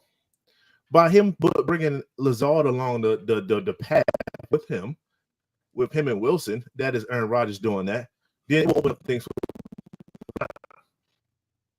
Brees Hall still going to get 2,000 yards. I'm not worried about it. This is what's happening. Y'all don't have to look like that. You don't have to put your head down. You don't got to get fix your collar. You ain't got to do none of that. What I'm saying is going to happen in week 2. They're going to get their footing, and then they're going to hit the ground running. I'm not worried about this at all. So Brees Hall is going to get 2,000 yards when he couldn't even get past the line of scrimmage on Monday night. He got over 50. That's a portion away there. I just look. That's over a portion of the It's way there. okay to make a prediction. I do think it's good to make, but your eyes have to react. And I think it's better to be early than late. And I said this. That team that y'all keep saying went 8-9 or 9-8, whatever they were last year, without a quarterback. Well, they were playing to a point where they felt like if we don't stop this team, or we don't turn this team over, or we don't put points on the board ourselves, we don't have a chance. So they shrunk the game. They shrunk the time of possession. They were able to keep themselves in games and win some tight ones with some opportune turnovers, things of that nature. Yes, the defense played good, but a lot of those defensive linemen that they had are gone. A lot of those players that you all thought were made this defense really good, they gave them away so they could sign Hassan Reddick. And Hassan Reddick ain't there. And they don't have any no pass rusher or no big-time defensive tackle to stop the run. They got ran through like a hot knife through butter. Quentin Williams and C.J. Mosley was out there chasing their tail around, and they pretty good linebackers. And they couldn't do nothing with that offensive line in San Francisco. Now, I hear you. You're not going to play San Francisco every week. But you're going to play in Miami. They who run the ball pretty effectively in that same offense. They didn't do it last week. But they can do it. That's the point. They can do it. They run the same offense the 49ers do. And now you put on tape exactly, that's how we destroy these guys. And you think, if you think Coach McDaniels, who didn't watch that game on Monday night, like, oh, I get to play this defense twice a year, beat them last year, ain't like it's going to be new. You know what I mean? Yeah, they got Aaron Rodgers, but the Dolphins defense ain't no slouches. But we'll stick to this game. You find out Christian McCaffrey not playing.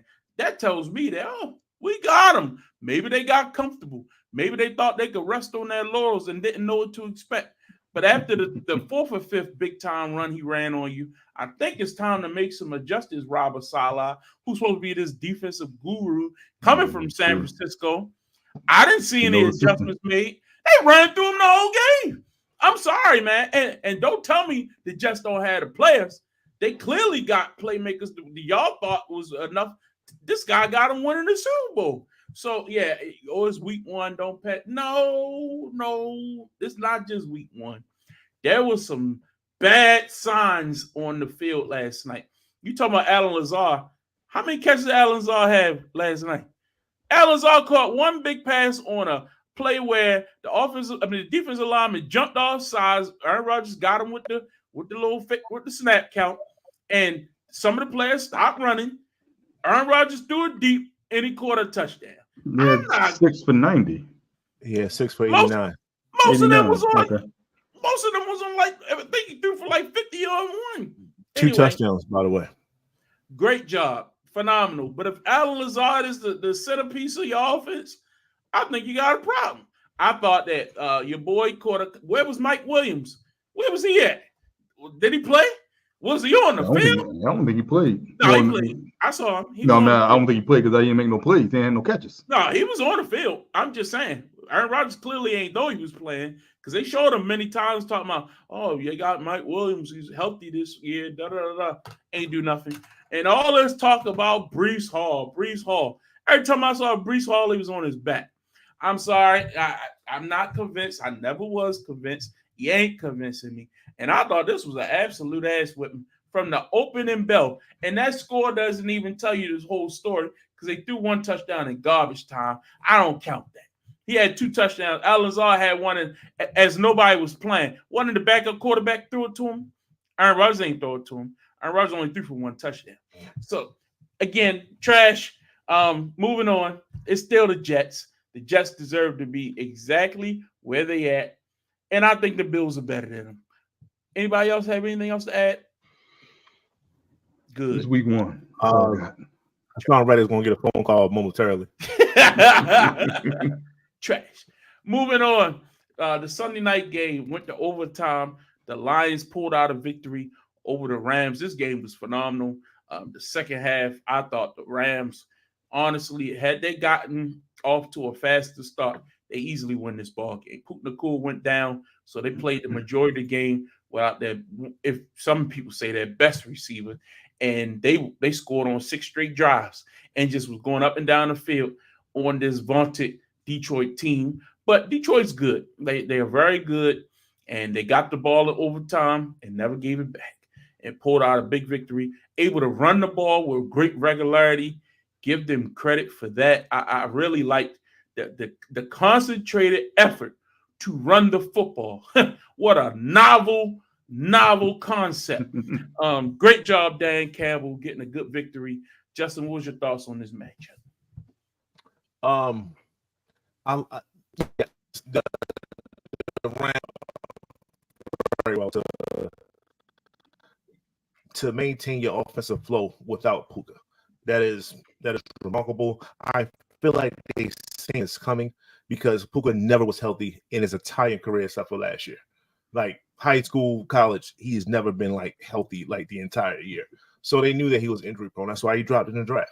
But with that being said, the Lions was the one that kind of showed more for me because it was able to take what the defense was giving them and still make the proper adjustments. That's why Jameson Williams went off versus Amon-Ra St. Brown. They didn't force feed it. They said, okay, you guys are trying to take him out of the game. I'm going to go to the opposite side of the field. You guys are trying to take Sam Laporte out the game. Okay, I'm going this way. I'm going to throw it to my running backs and still maintain some type of offensive flow. And like you said, they kept running the ball, both Gibbs and Montgomery. When you have talent, you use everything that you have.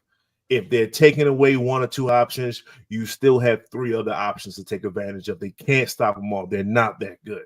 So I like the fact that the Rams is tough. The Rams are probably going to the playoffs themselves. So it's not like they I didn't expect them to blow this team out. I did expect the Lions to win. But with that being said, they made the adjustments and they managed to hold on to a victory. I like that for the Lions. I had this team as one of the best teams in the NFC, including winning next week against Tampa Bay. It shouldn't even be a problem. I don't even know why I'm bringing that up, but that's a second thought. But on Sunday night, this team, but like this was a rematch against last year's divisional playoff matchup, and we expect so much from the Lions, and even with Amon-Ra St. Brown and Laporte not playing their best game, they were still able to win this matchup. I think they have so many weapons on offense, and I think Jared Goff has the potential to live up to some of the expectations that he started last year, not in LA. And the Rams were just down one weapon. They were down Puka. The defense, especially late, they were just able to get anything they want on defense, especially running up the middle with Montgomery. And I'm not saying that's because of Aaron Donald. They were just gassed. Especially going into overtime, you knew once they got the ball and they started running the ball, that it was going to be a wrap. They were going to score a touchdown in that game. I need one more possession for my parlay, but that's neither here nor there. But I just think that that Lions offense, being at home, being in that dome, just being comfortable in that area, that's what contributed to this victory. The Rams are still a good team, in my opinion. They still have Cooper Kupp, who was the old Cooper Kupp, 14 catches. 114 some odd yards. You know, he was making every play. They have these young receivers as well, Johnson and I believe Pinkston. I forgot his name, but these young receivers were stepping up as well. Kyron Williams had a pretty good game as well. This Rams team has the potential to make the playoffs and contend for the division. I just think they ran to a better team and a better team at home on Sunday night. Yeah, it was a good Kobe game. Parkinson. Parkinson. He did say Parkinson. Yeah. Again, I just thought that if the Rams came out like they did in the second half, in the first half, they'd have blew this team off the field. But it is what it is. It Great shouldn't have been game that plan. close. It felt like it was the game wasn't that close until it got late. No, the whole second half. Outside of that, they started running the ball. Remember, the Rams were one who forced this game into overtime. I Yeah. mean, no, the Lions had to score to get to overtime. Late, the Rams had the upper hand. Both the other way. Yeah, they need The field yeah, goal. they need the field goal. Yeah, but there was like 5 minutes left. I'm just saying, man. Like the Rams had taken full control of the ball game, and yeah, it just happened. Next up, ooh, the Buffalo Bills and the Arizona Cardinals. Now the Cardinals jumped out, had a good little lead in this ball game. Both of you all picked the Cardinals to win this matchup. Very high on Kyler Murray connection with Marvin Harrison Jr. But unfortunately, Marvin Harrison Jr. seemed like he played, he's a rookie. It is what it is. The connection was not down just yet. And Arizona lost this game at home, to me, to the better quarterback. The best player on the field on Sunday was Josh Allen. The guy was phenomenal. Passing the ball, running the ball, playmaking, doing whatever needed to be done. He put this team on his back. They gave him a healthy dose of James Cook as well. He was passing the ball around to everybody, getting all his teammates involved. I think in some ways, not having a Stephon Diggs, not having a Gabe Davis, where you just know you have to get these guys the ball, has freed him up a bit, because now he's just scattering the ball around. And I thought this Bills team got off to a great start. I got them making the playoffs for a reason. And I thought the defense came up big late as well, made some good plays to end this game. What was your thoughts on this one, Calvin? Look, Josh Allen did what he needed to do to win this ball game. He needed to do a lot to win this ball game. To everyone that says, he had a game similar to Lamar, let's put this in perspective. Josh Allen did this week 1 against the Cardinals. Lamar did this 2 touchdowns running, 2 touchdowns throwing in the playoffs in the divisional round. They're not on the same level. Josh Allen had to dig deep to win this ball game. This team, as I said, is not very good. He needed to be Superman to beat the Arizona Cardinals at home. An Arizona Cardinals team that was up early, that just couldn't sustain their offense, that just Kyler Murray ran out of gas, couldn't get the ball downfield. You want to blame his offensive line, you want to blame Kyler Murray, whatever the case may be. They seemed as though they were handing the game over to the Buffalo Bills. Connor had a good game as well, couldn't sustain it late, couldn't get the run game going late. Buffalo, I didn't pick Buffalo in this matchup. I expected more from Kyler Murray, more from Marvin Harrison Jr., more from Trey McBride, but it didn't happen. They're still young.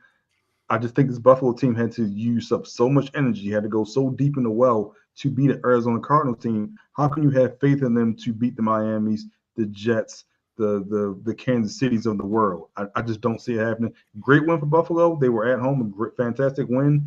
I just think this shows that they have to do so much to beat teams that are clearly beneath them. This can't be a good sign for the rest of the season.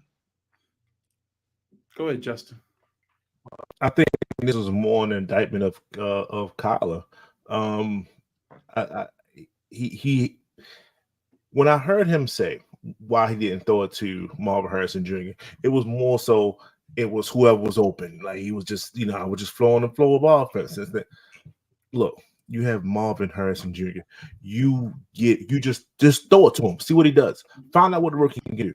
Just throw it. Just give him more targets. He didn't even have enough targets. I have issues with that. I have issues with him not connecting with Trey McBride. That's the reason. I was connecting last year. I don't think Buffalo was doing enough to stop him. I saw him open a few times. It's sometimes Kyler gets in his mindset. It's similar to Lamar. I gotta do everything. I gotta rush. I gotta do this and all this other stuff. And sometimes you just miss the plays that's there for you. And I think he fell victim to that just a little bit.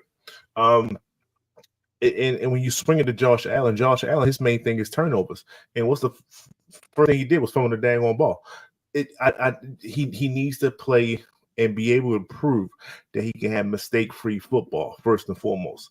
Yes, this is football. Anything can happen any given Sunday, but that's been his Achilles heel is untimely turnovers. You don't have to dive into the end zone, Josh Allen. You didn't have to do that. You actually did injure yourself.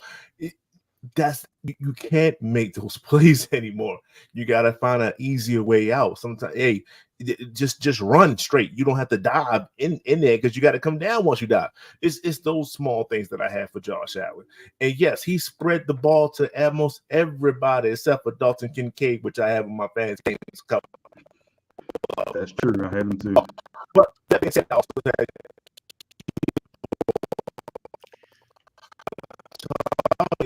what is that he is the that relationship blossoms. Calvin, can you hear him? Just going in and out. You can't hear me at all? Yeah, you're breaking up. It was like brrr, like Beats by Dre or whatever. Oh Lord. I got a Yeah, problem going on with my mic system, man. Let me say this. A couple minutes ago, y'all talking about it's week 1 and you can't put that much stock into it. But all of a sudden, when we talk about Josh Allen, nothing. You know what I mean? We talk about Arizona, they can't do this. Oh, why they do this? Hold up, it's week 1. Well, why are we jumping off the cliff? Why y'all picked Arizona to win the game? I did. They look good. They look solid. They looked okay. A better team. You just say, "Oh, they played to it." I mean, if you do have to do this to beat Arizona, and to do this to beat Arizona, y'all both picked them. Y'all thought this was a good team, and the other team neutralized what y'all thought they would be able to do. Neutralized. See, it's week 1. It's week 1. You're right. It's week 1. You're right. So do you get credit for what you do in week 1, or only if it's a team you like?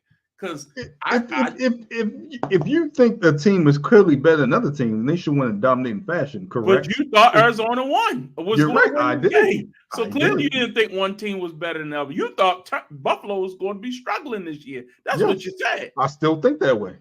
But they came out and they won the game and looked good doing it. They look good doing it. They didn't? Did you watch the game? I mean, what were they down? 14-0 early on? So what does that say about them down 14-0 to come back on the road and put up 34 points and get a victory? I think that's better than losing to Kansas City. I mean, they were down 17-3 at a point. Does that mean that they look good? So if you were down 17-3 and the final score is 34-28, you don't get credit for that? They won the game. Of course, they get credit. That means they couldn't stop them. They couldn't. Buffalo couldn't stop Arizona. Arizona couldn't stop Buffalo. And then all of a sudden they did stop them, and they scored a lot of points. So I'm just saying, you talk about as week 1. I think you can take away some pretty good things from week 1 if you put on a good performance, and you're going to work. I don't see that as a good performance. That's my point. So why'd you pick Arizona to win the game? No. My point. I don't think it's a good performance for Buffalo to give up 28 points to Arizona. Consider how Kyler Murray played, I don't think that's a good performance. They were up 17-3, and then the Buffalo defense started taking over. I'm just saying, man. I just want to know what the rules are. Teach me. They won the game. I'm not upset they won the game. Like I said, I've been saying all along, it's week 1. I just didn't have the performance that Josh Allen had to put on to win this game. I don't think is something that they want to repeat I don't think it's something that they can repeat throughout each and every week. That's what I'm saying. And the same thing I'm saying about the performance Aaron Rodgers had, the performance Lamar Jackson had. I don't think you want to repeat either one of those performances every week. I don't think those are sustainable if that's what you want to look for. It's week 1. But I think I'd rather be on the winning side of those type of things where I show some positive movement in the right direction than they're losing. That's all I'm saying. When we keep saying, it's only week 1. I'd rather be a Baker Mayfield today than a Caleb Williams. Caleb Williams won, but did he look great? No. I thought Baker looked great. And he won. You should be on Baker Mayfield every week, by the way. Yeah, I'm just saying. I'm giving examples. There's levels to this thing. Look, whatever. I just need the rules to be consistent. If you don't like the guy, Well, it's nothing. Da, da, da. If you like the guy, huh, it's week one. We on the road, baby. Here we go. Like, come on, be consistent, man. Y'all haters, man. Haters piss me off. You're a hater. Next up, the Eagles and the Packers played on Friday night in Brazil. They Brazil, right? Colombia, one of these places. And Brazil. Brazil. yeah. Unfortunately, Jordan Love went down with injury. Justin, what was your thoughts on this matchup? It was way too close for me. I'm gonna try to talk fast in case something fades out again. No, it sounds good. It sounds good. Okay. But yeah, it was way. I think the game was way too close. I don't like Jalen Hurts. The way he started the game off. 2 interceptions. He could have had 4 interceptions just as easy. That's a problem that he needs to correct. He has too many offensive weapons to have struggles. And like I said, you said it was levels, right? Trevor Lawrence, Josh Allen. Well, Jalen Hurts is also on my make it or break it list this year as well. For the same reasons. Like, you have all these weapons now. You have 2 receivers. You have 3 receivers. You have a decent tight end. You have Saquon Barkley, which showed showed everything. Right, I wanted to say an A word. Like, he showed his right, and you have a decent defense behind you. So this is a break year for me. And there's no more excuses for him. So that's how I feel about Jalen Hurts. But it wasn't too much to this game. I said the Eagles was going to win. I felt as if they're the more mature team. They was the more mentally focused team because they know what they have to do this year.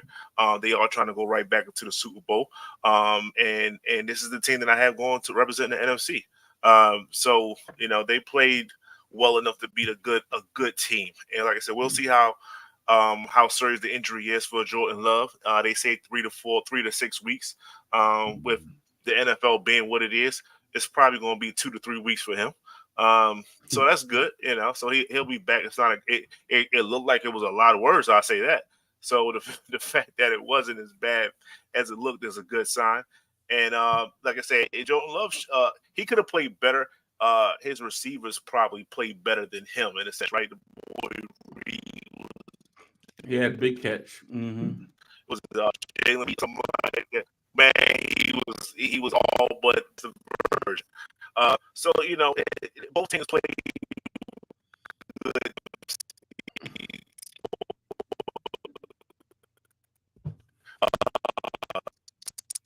Calvin, your thoughts on the game? Yeah, it got worse. Look, I expected a high scoring ball game. Jordan Love, I had him pegged as one of the MVP candidates. The Eagles played well down. Not say the Eagles. Saquon Barkley played well, and I think he was taking all those frustrations out of all the past years of New York Giants ineptitude against the Green Bay Packers. Not in love with the field. That field seemed to be terrible. It was dirt and grass flying up after every play. Not really sure the field was prepared properly to host an NFL game. And I'm not saying that led to Jordan Love's injury. Real quick. I heard people talk about it afterwards, and you have to have. It's not like a regular NFL grass or turf, that is. So you have to prepare yourself, and I don't think both teams did a good job at it, preparing themselves, putting the right cleats on, the right size cleats, so on and so forth, so you don't have all the slippings and slidings as you saw. So that was just real quick. They just didn't prepare themselves to play basically on a soccer field turned football field.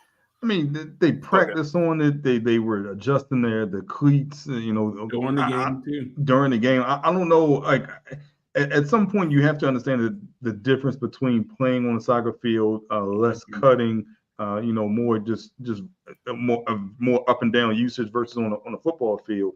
And then this is one reason why the game just should have been in Philadelphia or Green Bay, in my opinion. But look, Green Bay. I think Green Bay had the potential to have this explosive offense. We don't know what's going to happen with Jordan Love. Like I said, if you tell me he's going to be out 4 to 6 weeks, can they stay afloat? I have to look deep dive at their schedule to see if they can stay afloat, especially in this division, especially with Detroit and we talked about Detroit's schedule last week. But Philadelphia, if Saquon's going to play like this and be in the MVP conversation and take so much pressure off Jalen Hurts, they're dangerous. They're dangerous. Look, I don't think anyone expected that from Saquon, but he was playing on a mission. Like when you have a better team around him, he decided to play better. And I will say I was surprised at what I saw from Saquon. Pleasantly surprised, but but it's week 1. I don't think you really can count that. You got to throw it out. That really doesn't matter. It doesn't matter. Of course. No, I really think that's a positive sign, and that's game plan. You know what I mean? Again, you have a horse like that, you work him, and I thought they did a great job getting him the ball with great regularity, and I thought he busted. He's always been known one of those 0 to 60 type guys where he might run it 10 times and get 11, 12, 13 yards, but then all of a sudden he can rack you off for 50-yarder. You know what I mean? But he was consistent the other night, and touchdowns out there. So, like I said, he might be on his way to 30 touchdowns this season. You never know at this rate. But another thing, Swift was great running the ball for them last year. So it's not like they didn't have a good running back. They just upgraded. Saquon. They just upgraded it. You know what I mean? They just upgraded it. That's it. Next up, the Houston Texans and the Indianapolis Colts played on Sunday, and it was as advertised in the battle of the AFC South. The Colts hosted the Texans, and Anthony Richardson, his first full game in a while. Last year, he got his feet a little wet, but I feel like he's healthy, ready. And my man, when he threw that 60-yard bomb, it opened some eyes, baby. Off the back foot. The guy's ready. Like, look, they lost this game, but like I say, you can take some things from week 1 and be like, I can forecast this out. The Colts are a player. Didn't love everything from the defense. I thought they would play a little tighter on some of these things, but they didn't. They were playing a great Houston team. Give Joe Mixon credit. I thought that might have been one of the best games of his career. He was dominant. He controlled that game. He really bailed out his quarterback on a couple different instances. The ball was spread around. They have the weapons to do it. Give Houston credit, all the credit in the world. Again, I know it's only week 1, but that's a statement win. On the road, in the division, good win for the Texans. Justin, your thoughts? I think both these guys. I got both of these teams going to the playoffs. I would like to see Jonathan Taylor, JT, get a little bit more love. So I think they should just, focus on running the ball just a little bit more to set up more of a play action for strength and throw over the top of the defense once they start biting a little bit. But Houston say that they're the dominant team. I said it was going to be a close game, and I said Houston was going to win. But I like to see Tank Dell maybe get a little bit more involved in the game. They definitely gave the ball to Stephon Diggs 6 times, 2 touchdowns. Because that's just what Stephon is. And I was hoping that Nico would still have a good game. He did. You can see Houston is still in development, and then they use Joe Mixon to win in doubt, get the ball to Joe Mixon, and he threw it back to 5 years ago. So shout out to Joe Mixon on that one. But like I said, close game. Texans pulled through. But Anthony missed a few passes throughout the course of a game, and I think they easily could have won this game. So he'll get better. He'll spread the ball a little bit more. He'll provide more touch on some of his passes. So not everything is a 50-yard bomb, but he can clearly do that in his sleep, and that's something that a lot of players can't do. So shout out to Anthony Richardson and everything like that. But like I said, good close game. Good close game. Way to start out the season for both quarterbacks. No, the Colts kept it closer than I thought they would, especially with this Houston offense that I think can have the potential to be one of the best offenses in the league. Like you said, they featured Stephon Diggs more than I thought, just with the targets. I mean, he had 6 catches, which I think was equal to Nico Collins, but Nico had like 50 more yards more than Stephon Diggs. seeing Mixon get the ball 30 times, 30 rushes. That's old school. And that just shows you that how many plays that this offense ran, how much did they actually have the ball, just that control of the ball. And I think they needed to do that because they were just they won the game. Yeah, they couldn't stop Anthony Richardson at a certain point on offense and on the other end. And I still think he has leaps and bounds to go, but I think that'll be further later in the season. But this can be this potentially, it's week one. We'll say that and just get it out of the way. But Houston has expectations. They were able to win a tight ball game on the road, I believe. Yeah, on the road in Indy. So good victory for them, and I think they start off the season right. Yeah, I agree. And you got them Houston being number 1 seed overall in the AFC. So yes, good stuff for you getting a win in the division. Don't we all have them? You had a number 1 seed. Okay. I got Miami. Yeah, both of y'all got Miami. Yeah. Yeah. And then there's this game. Calvin, I'll let you start. Have the Steelers scored a touchdown yet? Or are they still kicking field goals? I don't even know. Look, Justin Fields, I'm gonna let you talk about what happened with Kirk Cousins. Everyone knows how I feel about him. They think I hate him. But I give him a little bit of praise last week, and this is the performance that he puts out there at home against a Pittsburgh Steelers team that didn't score a touchdown. Did they get in the red zone? I don't know if Steelers got in the red zone on Sunday. Justin Fields had a decent game playing for Russell Wilson. He's starting this week as well, so we'll see if this is going to be a trend. We'll continue to start. I'm not going to talk about Kirk Cousins. I'm not going to talk about how he couldn't get the ball to Kyle Pitts consistently. He got him the ball time to time. I'm gonna take a step back. I'm gonna take a step back, Kirk Cousins. I'll let you talk about him. I'll just say Pittsburgh played better than I thought. I thought Atlanta would do better at home, but on the other hand, I did say Atlanta potentially be 0-3. So now listen here. Let me jump in here, Justin. I said on this very show last week, I said that Kirk Cousins would not start the season strong. Didn't I say that? He's coming off a lower leg, serious injury, first game, and you going up against TJ Watt. And I said that Pittsburgh defense and that pass rush is a problem, and this would be the lowest scored game of the weekend. Didn't I say that? I said that TJ Watt has the ability to wreck a game all by himself, and that's exactly what happened. You can't have a statue out there against a defense like that and then not run a smart, intelligent offense. Kirk Cousins is the king of the West Coast offense. He lived in the West Coast offense in Minnesota. Look, I can say so many things today about why most teams, every issue I've had today has been about formations and sets. Every issue I've had. The 49ers, the Miami Dolphins, the Minnesota Vikings, the Cleveland Browns, the Los Angeles Rams, they all run the successful West Coast offense because you put your quarterback in an advantageous situation where they can be under the center, drop back, play action pass, bootleg. Now, if you are injured, clearly you can't run your normal offense. So I got to give Kirk some grace. I'm not blaming him completely for this. The offensive coordinator did him no favors. How many rushes did this running back that everybody has praised and given all the credit in the world and said that he needs to be the featured person? How many rushes did he get in this ball game? Huh? 18. Not enough. If you got an injured statue back there, the game plan needs to be. Not even counting his backup. Come on, man. Come on, man. I'm sorry. This was lost by the coach, and I'll stand by that. Kirk was set up to fail.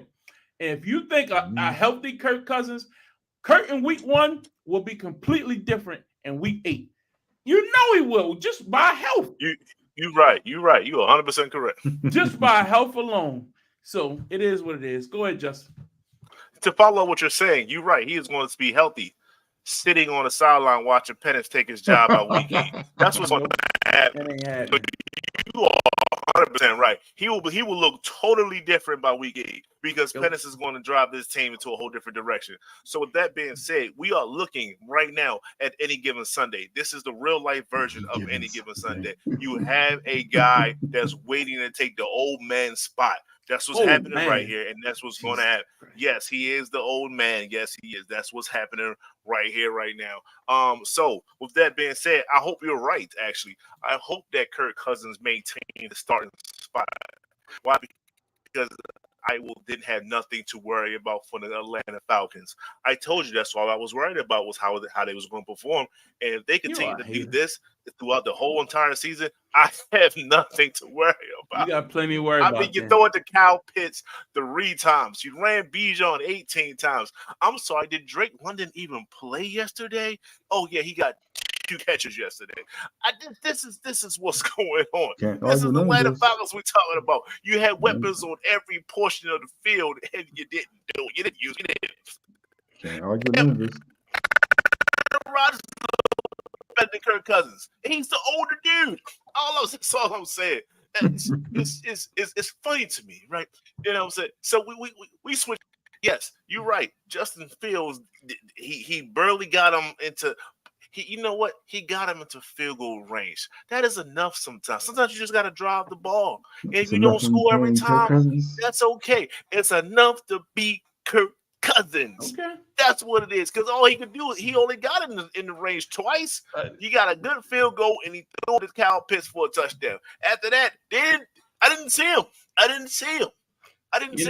It's so funny. A minute ago, y'all talking about, it's just week 1. It's just week 1. Wait. It's time to bury your guy because it's Kirk Cousins. Hold up. Wait. I got him. I got them winning the division. So you can't say that about me. I still hate Kirk Cousins. I still think you hype him up. And this is just another reason why I react to what I see. Same thing I said about the Ravens. I want to see if you put something out there. You don't have to win, but you establish some kind of identity. That's what I'm saying. Even with Aaron Rodgers, I seen what he's trying to do. He was trying to get. You saw him and Garrett Wilson connect on a lot of passes, the back shoulder throws, and things like that. You told me the running back was going for 2,000. That's neither here nor there. That was encouraging. We're talking about Aaron Rodgers right now. That's what we talking about. Quarterbacks. That's what I wanted to see. I wanted to see him throw the ball and get others into the offense. You didn't have to beat the Steelers. The man Let me had see 2 what you're trying to do. Bigger than 15 yards down the field. 2 the whole game. And you told me that's what you want to see? Aaron Rodgers had 2 passes, 15 yards down the field. That's more than what Kirk Cousins did. Kirk Cousins he's the younger guy. Kirk Cousins had pitched down the seam. Down the left rail for a touchdown, which was a big pay. Again, Aaron Rodgers when he had time, is totally different. The man's coming off of a lower leg injury. Shouldn't even play week 1. Anything for Aaron Rodgers. No, Aaron Rodgers had a full year. Aaron Rodgers got hurt in the first play of the game last year. Kirk Cousins got hurt late in the year. He's older. That doesn't matter. Let's move on because I'm not going to do this right now. Wait till next week. Next up, the New England Patriots and the Cincinnati Bengals. The Patriots were able to come out with a big victory over the Bengals in Cincinnati. The Bengals a lot of people was talking about picking the Bengals to win the AFC North. Turned out none of us actually did it. I remember discussion early on about that, but everybody finally smartened up about being a playoff team. This Bengals team did not look good on Sunday. Justin, what was your thoughts here in a big win for Gerard Mayo in his first game as head coach? Shout out to the fact that you said that, right? That's the most important thing. I think I had this team going 3rd in the division. Still a tough division. But with that being said, I just knew that they was going to have issues week 1, at least. When you have your main star sit it out as long as he did. And, he didn't look the best when he was out there in the small amounts he was. And then T. Higgins is all of a sudden now he got a hamstring injury out of nowhere. It was on the injury report and all that, but he has a hamstring injury he had to deal with. That might linger for another 4 or 5 weeks. Who knows with hamstrings? So it's tough. It's good feeling right now in Cincinnati. The fact that they scored, the fact that the Browns outscored them, right? And we talk about how putrid Exactly. Keep that same energy. right? You know what I'm saying? It just came up with, right? But he's knocking on the door. It's almost time for him to shut up. Like, this is the team. Maybe you should have had conversations with Jamar Chase. Maybe you should have got him in the camp. I don't know. That's your man. Y'all know each other since college. Like, maybe you might have a little bit more influence than other people, but you probably just said, yo, that's his thing. He's his own man and everything like that. No, you need him to win games. You can't keep starting out 0 for 1, 0 for 2 and expect to win every time. You got lucky when you did that. You can't rely on that. And now with the game that you were supposed to win, the Patriots, you were supposed to beat them. You didn't. And now you got Kansas City to deal with. You're going to start off with 0-2. And pretty much the season's probably over for you. So it's not looking good. I know we talk about week 1 this, week 1 that, right? But when you have layups in your lap, you got to take advantage of it. And they didn't. They caught an L. 100%. Calvin? Look, Joe Burrow, I believe, is 5-1 against Josh Allen and Pat Mahomes, and he's 0-5 against Jacoby Brissett and Baker Mayfield. That just speaks to the ineptitude of the Cincinnati Bengals, in my opinion. Look, this is another situation in which you have your top 2 stars not in camp. There's no cohesion. There's frustration with the organization. And this same Cincinnati Bengals organization has been cheap for years. We know their MO. Why do we think anything is going to be different? They have no defense. They lost their top running back, who just ran 30 times in a victory for another team that they have to beat as well to probably get where they want to go in the Super Bowl. They just have a bunch of problems in Cincinnati, and I don't think they get solved this year. And that's not even mentioning Joe Burrow's wrist injury that's supposedly 1 of 1, and he's still working his way back from that. This team has a lot of problems, and one being that they can't win. If I would have told you they would have lost this ball game, you would have thought they would have scored more than 10 points. They scored 10 points. This defense with Joe Burrow, who some say is the second best quarterback in the league, with Jamar Chase, who wants to be the top paid receiver in the league, they scored 10 points against the Patriots at home. And we're talking about them for a division title. They have problems. They have problems, and I think I don't know if they have time to fix them. They have problems, but you can't lose this ball game if you think you're going to be a division champ. You cannot lose this ball game. So is it time to panic in Cincinnati after week 1? It's time to have deep concern. Okay. It's time to have deep concern because no one would have thought they would have lost this ball game. You have to have some concern now. Real question: how much time or clout has Joe Burrow built himself by getting to that 1 Super Bowl? A lot, apparently. I mean, I'm just saying from a perspective of you as a fan. I mean, because I don't hear the same doubt or vitriol or like the other quarterbacks get. I think so much more benefit of the doubt because we see him so often. I think we give him a little bit more because we know what he's capable of. But I mean, this is his 5th season in the league. He's had season injuries twice. He's played a complete season twice. So I think because we've seen more of him and because we've seen more of Jamar Chase and because we've been on the wrong end of some pretty big blowouts in Baltimore, like 42-21 a couple of years ago, we give him the benefit of the doubt a little bit more because he beat Pat Mahomes in Kansas City in the playoffs, and that was the only time in the last 5 years that Pat Mahomes has not made the Super Bowl. We give him a little bit more benefit of the doubt. He's built it up for at least 1 more year. Okay. But, if you tell me next year he's got no T. Higgins and Jamar Chase still doesn't have a contract, why would I expect anything else? Justin, how much leeway do you get Joe Burrow? So because he made it to the Super Bowl, unlike Josh Allen, he gets like at least 2 more years more Josh Allen. 2 more years. Okay. I didn't even bring up Josh Allen in my argument. I was just saying in general. That's where he was getting at. No. I actually, because you had a list early, and I wanted to know if he majored Trevor Lawrence and Deshaun Watson, and who was the other person you had on your list? Deshaun Watson wasn't on the list. It was Trevor Lawrence. Yeah, Trevor Lawrence. Jalen Hurts. And Jalen Hurts. Jalen Hurts made a this Super is Bowl. it's just make it or break a year. Jalen Hurts made a Super Bowl just 2 years ago. Right, and they gave him an all-star running back this year. Okay, so the requisite is if you have weapons. Or the opposite. If you have weapons and you don't succeed, then we're gonna take the weapons away. Or you still that same guy? Okay. So where does Trevor Lawrence fall? Because we don't believe in ETN. He doesn't have a legit number one. Is he the guy that they don't have weapons and he just should be better? I just want to know the logic. He needs to devalue himself back down to he's just an above average quarterback. Gotcha. Not the guy. Gotcha. Everyone thinks he's still the guy. Mm-hmm. Okay. Still like he's not the guy. Okay. Just a good litmus test to keep the gauge on. All right, and I believe this is our final game, and that is the Bears and the Tennessee Titans. Man, I went out on a limb, and I really believe that Caleb Williams will have a great first game as a rookie. They got the win. Hey, and in this league, on the road, a win is a win is a win. I'll give him credit. Win is a win is a win. A win is a win. But goddamn, he was terrible. Just horrible.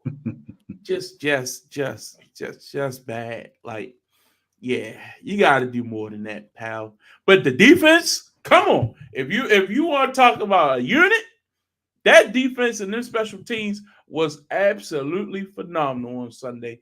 And I think if week one don't really matter like that, you can hang your hat on. Maybe the defense is going to be something special this year. Justin, your thoughts?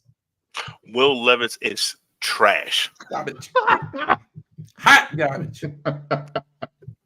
In order for someone to play on the opposite side of the field, like Caleb Williams, and have the game that he has, then something had to go wrong throughout the course of the game. And you mentioned the defense, and you're right. Somebody was making it easy for that defense, and his name was Will Levis. I can't tell you why, because I had Calvin Ridley, how many times he was open and couldn't get the ball because it's Will Levis throwing the ball. We people had high hopes for Will Levis. Those hopes are going down the drain as Jonathan Owens runs it back again for a touchdown. It's just not looking good for the Tennessee Titans already. And Tony Pollard actually balled out. It's just that you have a quarterback by the name of Will Levis. Yeah. It's not too much, as you can say. Caleb did throw it to DJ Moore. So there's some type of rapport there. There's some type of Keenan Allen. Shout out to Keenan Allen on that one too. So you can see what he's trying to do. You can see the movements. You can take positives from that. Mm-hmm. Now, do you want him to play better? 100%. And I think he will. I think he will, no doubt. I don't think Will Levis can play too much better than what he performed yesterday. That's the problem. So, shout out to my draft pick and Calvin Ridley. Shout out to him. Calvin, what's up? Look, when Mr. Simone Biles took that back to the house. No, he scored. Yo, say his name. Yo, he scored, man. I said Mr. Simone Biles. I said his name. That's all I know him as. That's so disrespectful. Yeah, I mean, look, I don't know if Caleb will be down one weapon going forward. I know Adunze is kind of week to week with a knee injury, so maybe that'll simplify things. Where he's just kind of okay. It's DJ Moore's Keenan Allen is Swift in the backfield. That's not even in commit. Let me just try to focus on getting these guys, getting guys the ball when they're open. First game rust, first game jitters for him. I said that he may struggle early on, but I expect him to pick it up late. The defense came through in the clutch, but like you said, you're a second-year quarterback. You can't make that throw, and then you can't just become a meme because you fell down on a return in the shot of Mr. Simone Biles running past you. Like, he's a meme now. Like, I've never liked the quarterback situation in Tennessee. Maybe this is a Quinn Ewers, Carson Beck spot next year. We'll see, but I expect the Bears to continue to grow and continue to get better and continue to play as a team. Tennessee doesn't have a quarterback, so why would you expect anything from them? 100%. All right, so just looking around, any games that we didn't talk about, I just want to pick one of these games we didn't talk about if we did. The Chargers, man. Shout out to J.K. Dobbins. Golly, man. He went back in the time machine. He got walked down one time where I thought he had a breakaway touchdown. But J.K. looked like a bowling ball out that mug. He was running hard. Heck of a game. Great job to Jim Harbaugh getting his first victory as head coach of the Chargers.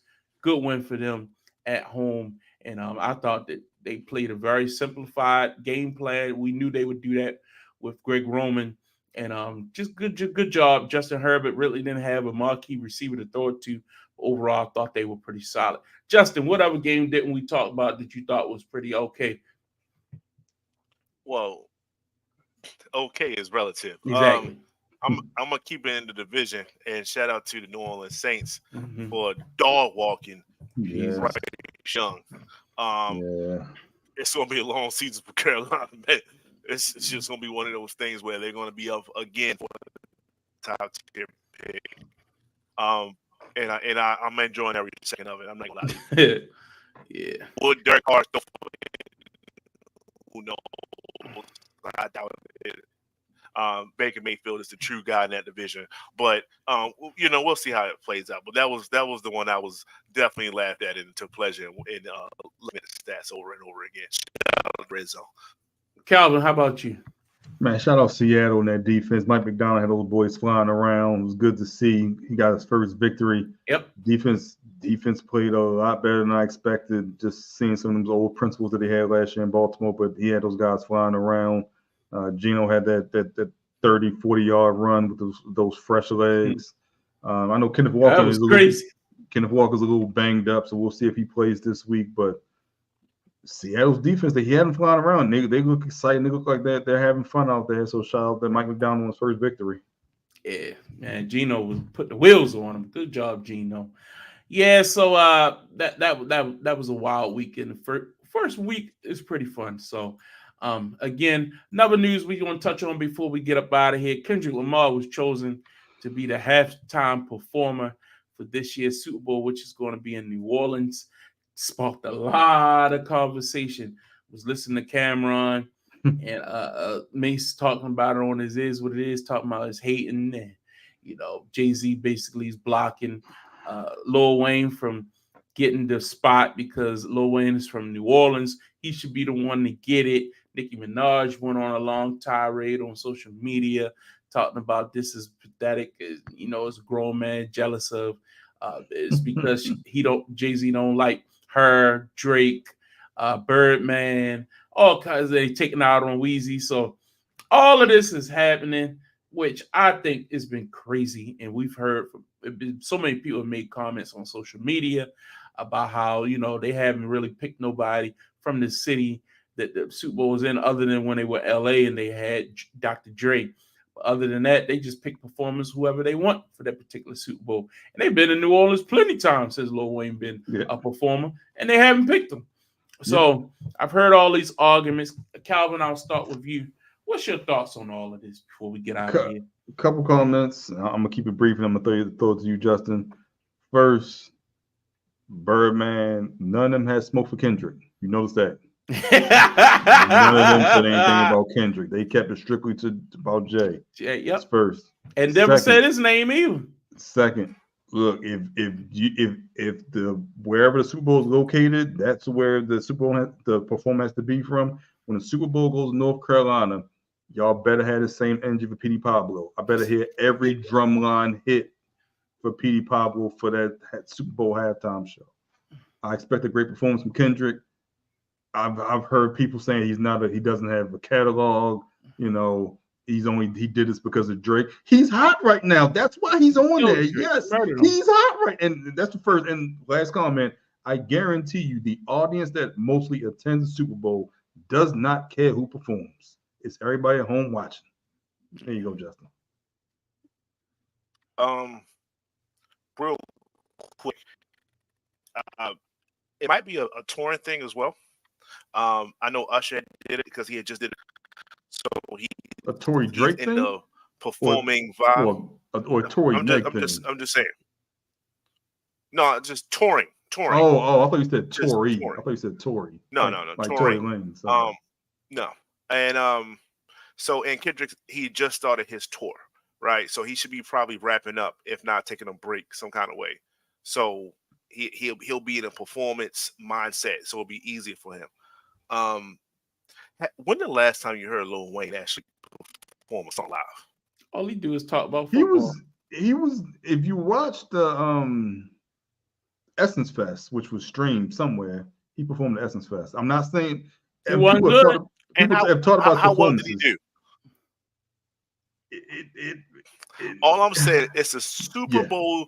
The number one thing I want to be able to do is understand you. I want to be able to hear you lyrically. I don't want to rely on the fact that I know the song in order for me to kind of go along with the song. You see what I'm saying? Last time I heard him perform, he was not at his best. Are you talking about WrestleMania? Yes. That was trash. Look, he's a legend. I'm not trying to disrespect him. It's just, brother, you're not the same guy, right? Mm-hmm. So maybe if you put together a tour, so you knew this thing was in New Orleans, you knew where it was at. Maybe put out some imagery of you actually performing well. And then they were like, you know what, Jay Pride would be like, all right, come on, let's rock. But I haven't seen it. I have to trust that you'll be able to do it. Yeah. That's all. But Lil Wayne was definitely an obvious choice. But, as long as Kendrick brings him out for a song or two, I'm okay with that. Will he at this point? Maybe it's a pride thing. But I think he will. I haven't heard Lil Wayne say he was upset. So until that happens. Now, I think part of the issue is that if Lil Wayne's headline, then he can bring out Drake, Nicki, so on and so forth. If Kendrick is headline, that's what it is. That's what it Kendrick is going to bring out Lil Wayne, but the invitation won't be extended to them. Exactly. So, especially now that she's running her mouth. And you heard her say, well, I'm glad I already did it once before. And I don't remember when did she perform at the Super Bowl? I don't remember that. Maybe she helped. Was Beyonce bring her out, or I don't know? They even that cool. Like, did somebody else perform and they bring her out for a guest spot? Right? Beyonce did it twice, right? Yeah, she did it in New Orleans, and it was like in close proximity. It wasn't it was the Miami Carolina, or something like that. Carolina Denver Super Bowl, right? Was that it? I can't remember. It wasn't that long ago. But it was like with Bruno Mars. Maybe it was Bruno Mars she came out. Okay, with. I remember. She said she already Madonna. Okay. Yeah. She said she did it once, so she don't need it again. Something like that. Okay. But no, she wanted that guest spot. And before we get out of here, really quick, we got to touch on the Orioles, just where they at. It looks like they're a game and a half back. Did they play tonight? They won. All right, so I don't know if the Yankees won. Okay, so what's your thoughts, real quick, Justin? What's been happening lately with the O's? The Yankees lost today, so they are probably a half game back. All right. Yeah. Shout out to Gunnar. He just won AL Player of the Week. Player of the Week. So he's been balling. Pitching been okay. Which we gotta get away from this 500 thing. We are a 500 ball club. The only good thing is the Yankees are also a 500 ball club right now. Not record wise, just like the last 20 to 30 games. We're a 500 ball club. Pitching is always a thing. We always got to get better at it. They're starting to manufacture runs without having to hit home runs all the time, which is a positive. And you got some old school making plays. Cedric Mullins is making plays. Made a few plays a day. Look it up. He had one catch today. It was beautiful. A straight horizontal diving catch today. So it's gearing towards the end of the season, and I just hope that they maintain some kind of winning. As long as they keep winning series, that's all I care about at this point. I'm not asking for too much. Calvin, yeah, Calvin. I want the I want them to get healthy. They got a ton of players that can come off the injury list prior to the playoffs. Westberg, Grayson Rodriguez, Cologne. I know I'm missing a couple, but I just want them to be healthy going to the playoffs. This year, there's not a front runner to win the World Series. So it's just a team that gets hot. So I think if they get healthy, they can get hot. So that's all I want them to be healthy and have a chance to win. And I think they're hopefully they get healthy around the same time. Want them to continue to win series.